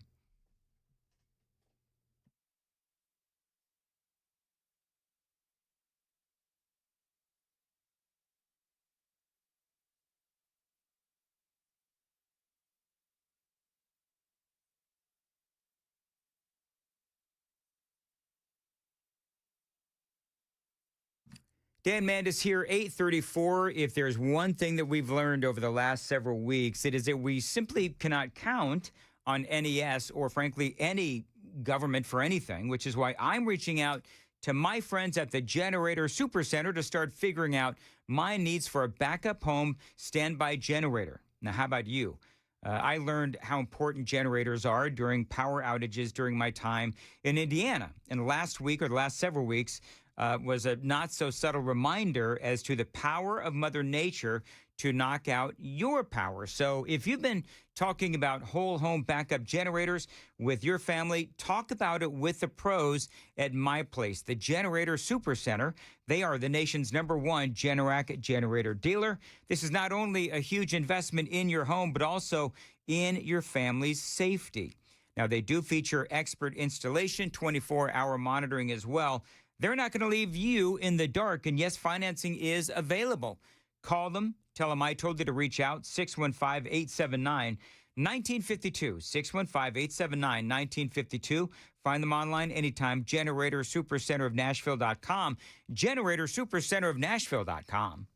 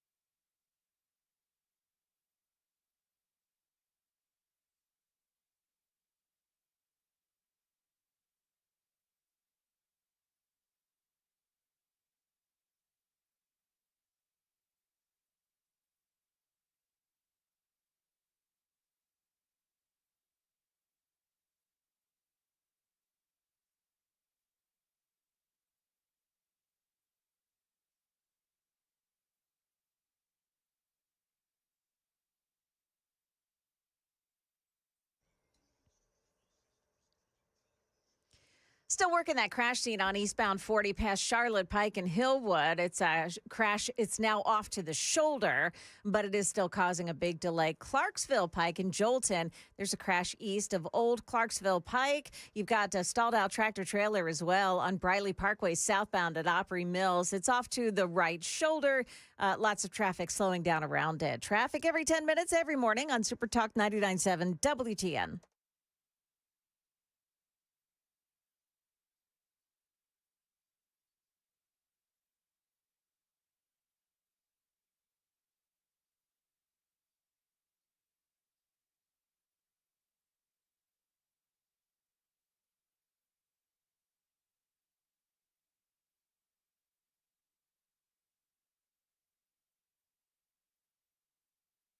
.838, Nashville's Morning News on Super Talk 99.7. Chris and I will go ahead and interrupt our off-air conversation to include you. We might as well. In the conversation. You know what we should have done? What's that? We should have had a WTN night at the movies, and we could have all gone to see Melania. We could have. That's a great idea. Well, Virginia went last night. Yep. And she said it was amazing. It was amazing. You liked it too? Yeah, I did. When did you see it? Saturday. Okay. You didn't think to invite Virginia, just the lady that you go to church with. It was date night. Hey, date night. Okay. Listen. So it was the movie and a steakhouse meal, let me tell you. Listen, no spoilers. Don't tell people who won the election. Okay. And Melania wears heels. I just got to tell you that. Well, yeah. She, how tall is Melania? She's tall. Is she a tall? Oh, she's a. You have to be tall to be a model, correct? Like, there's no short models. I don't know. She's 5'11". How tall is Kamala Harris's stepdaughter? She's not very tall. I have not. Is she a model? Everybody said so. Well, let's be honest. There are models, and then there's like people who are on social media who like say they're models, but they're really not. Yeah. You know what I mean? Yep. But okay, you were telling me off the air how it ended with that whole thing. Well, so that there was a couple points that Virginia thought was very, very cool. Yeah. And Joan, jump in because I haven't seen it. But she said it was very cool when they were designing and picking out the rooms again. And like how Barron liked his room last time, but he kind of wants it tweaked a little bit because he needs a bigger bed. And then they also talked about, I didn't know this, Melania's parents lived at the White House with them. Yes. Oh, I didn't know that. So yeah. First term was, they were both there, but second term, Melania's mom has passed away. So as she's picking out that room, she's like, it was a little bit tough for her to do that. Yeah. She talked a lot about her mom and how her mom shaped her life and how her mom shaped how she works and the way she cares for her own child. I mean, her mom was everything to her. And then the other thing Virginia told me, which I haven't seen it yet, and I kind of want to now. I didn't want to before, but she was like raving over it. She said that they actually don't talk a lot of trash about the left. They don't go after them at all. She said the only thing that they even said about Biden was when they said, okay, and then you're going to take the 5-minute ride with President Biden to the inauguration. Trump went, ooh, that's going to be awkward. Yeah. That's funny. But in their interactions, during the inauguration seem to be genuinely kind to each other. You would think it would be well, it's helpful in a marriage. Sure. Not all marriages are like that. No. I don't mean Melania and Donald Trump. Oh. Donald Trump and Joe Biden they seem to be very genuinely kind to one another. Same thing for Melania and Jill Biden. You're not going to be rude to an old man with Alzheimer's. That's true. He's not gonna remember it anyway. But the other thing that I thought was interesting that V told me was that Melania helped write his speech. And if you go back and watch that inauguration speech, she apparently, as they're writing it, she goes, "You need to tell everyone, Donald, that I gave you that line. Everyone's going to love that line, Donald." Oh, that's funny. And there's a point during the speech where he turns and he points at Melania, and it was the line that she wrote. Yeah. Oh, wow. It was right after he hit the line that she wrote. I've got to go see this. I don't know why I'm so fascinated by this, but apparently Hershey's earnings has fallen amid the high price of cocoa. Is that chocolate? Yes. Cocoa is chocolate. Oh, cocoa beans? How do they make chocolate? I don't even know. Cocoa beans. Whatever. Do you, I love how you get mad at Joan for that. You're like, just- whatever. I ask a question, you give me an answer. Shut up. You're coming across worried that your chocolate supply is going to be affected. And listen. you're trying to dissect why. Joan, are you a dark chocolate or milk chocolate kind of guy? Dark. You're Totally dark. dark, That yeah. a girl. All right, she's dark chocolate. What about you? I know Sam is busy doing his taxes this morning while he's supposed to be. Trying. Is that what he's doing? I asked Sam. I said something to Sam in the break, and no answer. Is it because you did the whole TurboTax bit? Is that what's going on? Yeah, maybe. And then I might have to. H&R Block's kind of sucking eggs right now. And then I said something else to Sam, and still silence. And I said, "Are you mad at me? What? We're in a relationship. Are you mad at me? What did I do?" Silence of the Sam. And he says, "Shut up! I'm trying to do my taxes." Silence of the Sam. That's good. So then Sam says, "Shut up! I'm trying to do my taxes." Right. So That's how invigorating the show's been. So then, after that commercial ends, silence, because he's not paying attention. Dead air. Dead air, and then he blames the board. Oh, the board messed up again. Sure, Sam. Sure, you're just trying to figure out, did I forget to carry the one? Likely story. Anyway, whatever. While I make a response to traffic on your behalf, sure. Let's. What is dark chocolate? I know you're busy. Dark chocolate, milk chocolate. Peanut butter chocolate. All right. What about you, Chris? Oh, that was creepy. I don't know. I'm not like a huge chocolate guy, but I do like a lint chocolate occasionally, any flavor. Lint chocolate? Oh, yeah. Okay, I'm a dark chocolate kind of guy. Okay. I'm a dark chocolate kind of guy. Explain your comments on Jasmine Hershey theme park in Hold Hershey. on. What did you say, Sam? Explains your comments surrounding Jasmine Crockett. He said something racist. You shouldn't have asked him. You're a what dark he was- chocolate kind of guy. Yeah. Oh, you can stop it. I'm not the one that called her thick on the air. You called her thick? With 2 double C's? Me and Mason had to explain. Mason and I had to explain that to him. That colloquialism. Yeah, we should probably move on. Anyway, what were you saying about? We were going to talk about our favorite movies. Oh, what is our favorite all-time movies? And I gave everybody an assignment. So Joan, real quick, because I've got stuff I got to do. Real quick, what is your Silence of the Lambs? No, I'm kidding. all-time favorite movies? We watch Moneyball a lot in our house. Okay, Moneyball. Moneyball. All right, Sam. I know you're busy. If you want to participate, feel free. All-time favorite movie. You guys had 3.5 hours. I can't believe I've had 10 seconds and I'm You ready had to go. 3.5 Chris. hours. Come back. Go ahead, Chris. Go ahead. They Live with Roddy Piper. It is the best movie of all time that nobody has ever seen. I've seen it. You got to put on the magic glasses to see what's going on, and it is unbelievably good. They Live with What's Roddy. it about? So it's Piper? about it's about an alien takeover, but nobody can see it. Nobody can see it until you put on the magic glasses, and then it exposes everything. But it's really the way it describes our current state of the country is really like the best part, because he puts the glasses on, he looks at money, and it says, "This is your God." He puts the glasses on, he looked at a billboard that says travel to the islands, and it says, get married and have kids. And, Okay. and he looks at the magazines, and they all say consume. It's fantastic. And he has a black friend in the movie, and he has to fight him to get him to put on the glasses. Really? And it is one of the best movies that you've ever seen. You've never seen. Okay, what is it again? They Live. They Live. 1983? Yes, it is. Wow. It is unbelievably good. All right, I got to go with, got to make it cheesy, 10 Things I Hate About You. Oh, that's a great movie. The hell you It's a rom-com. I knew you'd love it. Both you guys. I could No, sense that as these soon as guys. it's my wife's favorite movie. I'm a so it's fine. rom-com guy. I cry at rom-coms. Everybody knows so that. speaking of that, my wife is at the movie theater last night, and she's like, "What the hell is going on with the movies right now?" She's like, "It's all horror movies." And it's supposed it's supposed to be Valentine's Day. Like, what do we do? Well, for where are the rom-coms? for some men, Valentine's Day is a horror movie.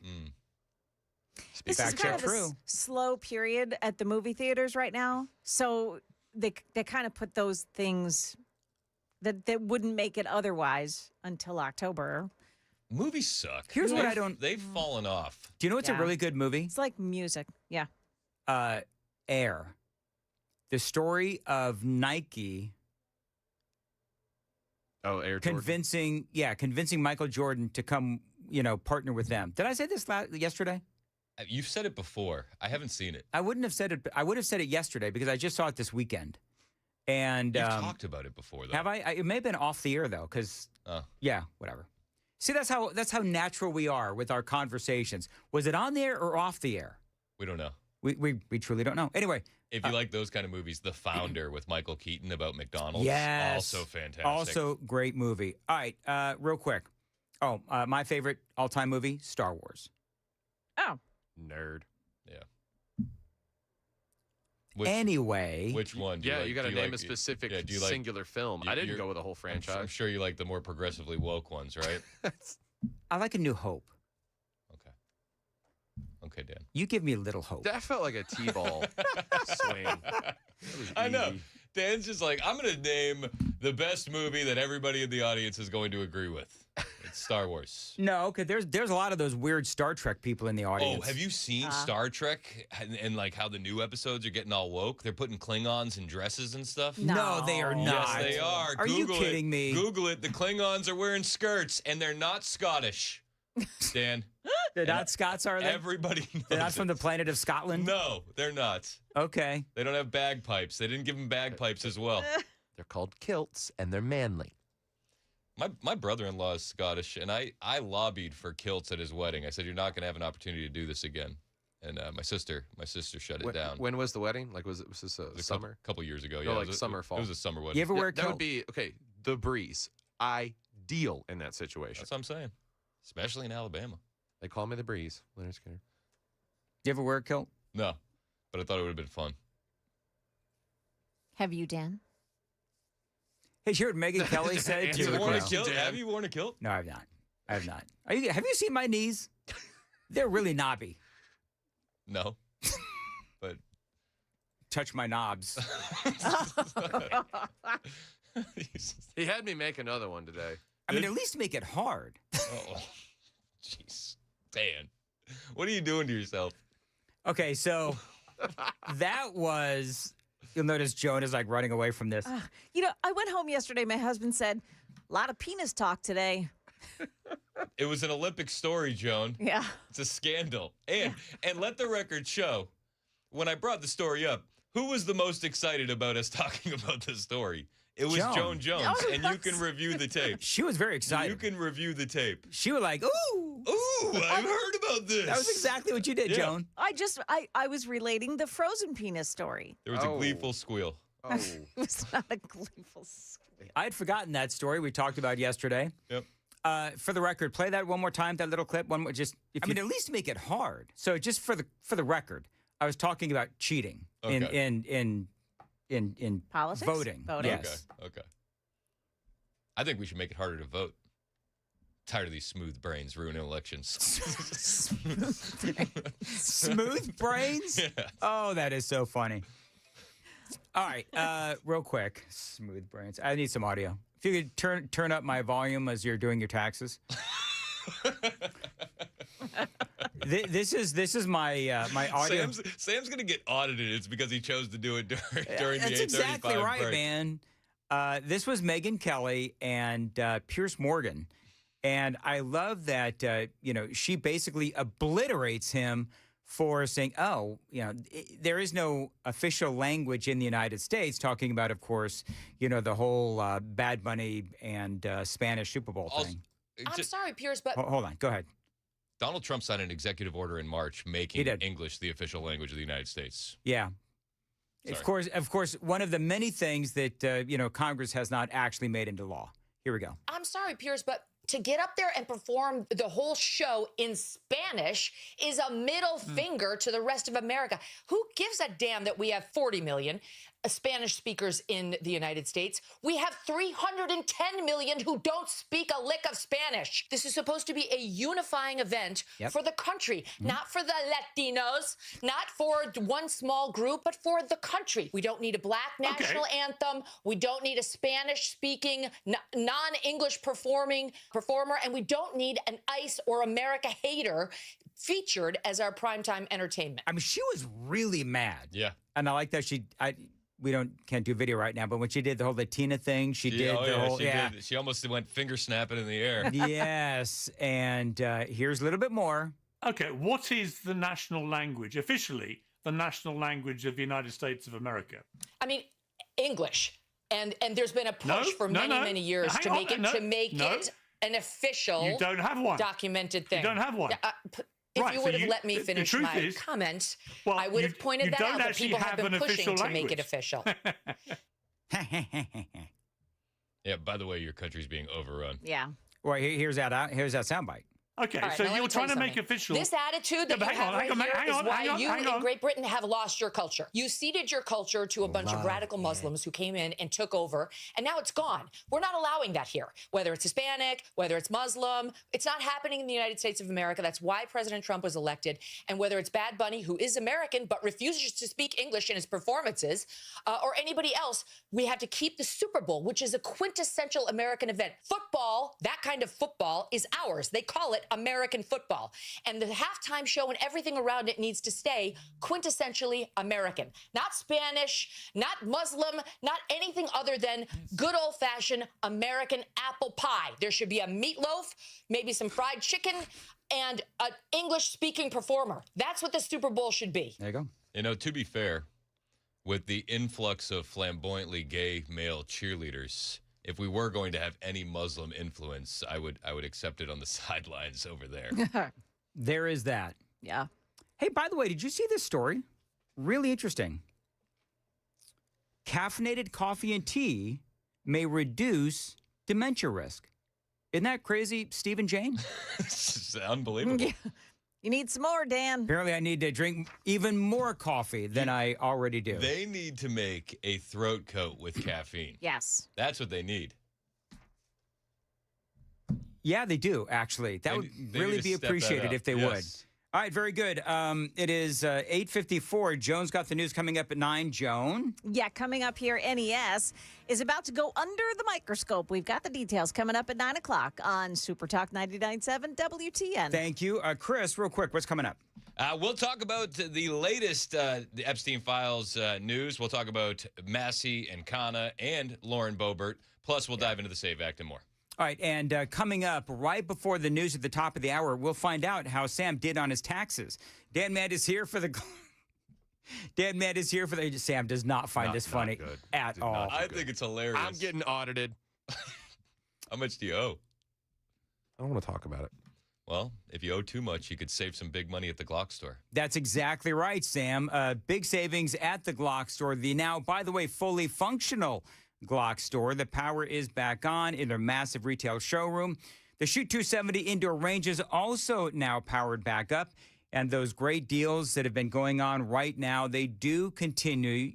You want to save some big money, get some great gear at the Glock store. You can get the new Glock GTL 2 weapon lights for less than $155, 43X magazines for under $19, and a whole lot more. And by the way, when you go to the Glock store and you pre-order your new Gen 6 Glock, you mention my name, you still get that free magazine when you pick it up only at the Glock store. My friends at the Glock store, all powered up and ready for business, your business. The Glock store, minutes from the airport and worth the drive from anywhere, glockstore.com, shoot270.com.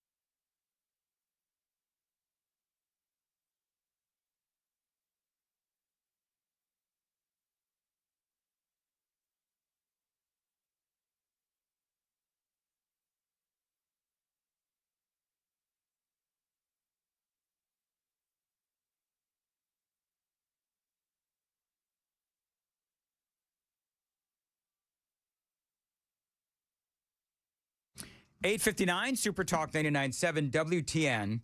And all right, so Sam, how'd you do on your taxes? You spent the morning doing your taxes while running the audio console for Nashville's Morning News. Scott Bessent's help on this. What's that?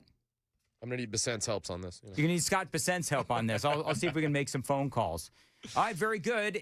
With all that, if you missed any part of the radio program, podcasts, YouTube, whatever, you can listen to them tonight if you want. It all works out. Yep. Just don't do it before noon. Don't do it before noon, but it is important that I get as many likes as possible and views and streams because Chris and I are locked into a daily battle. We have a petty war going on. A very petty war. Yeah. That is going on. So, oh, look at that. The music is on. I guess it's time for me to go. I'll see. It's always a good time for me to go. It is 9 o'clock on WTN.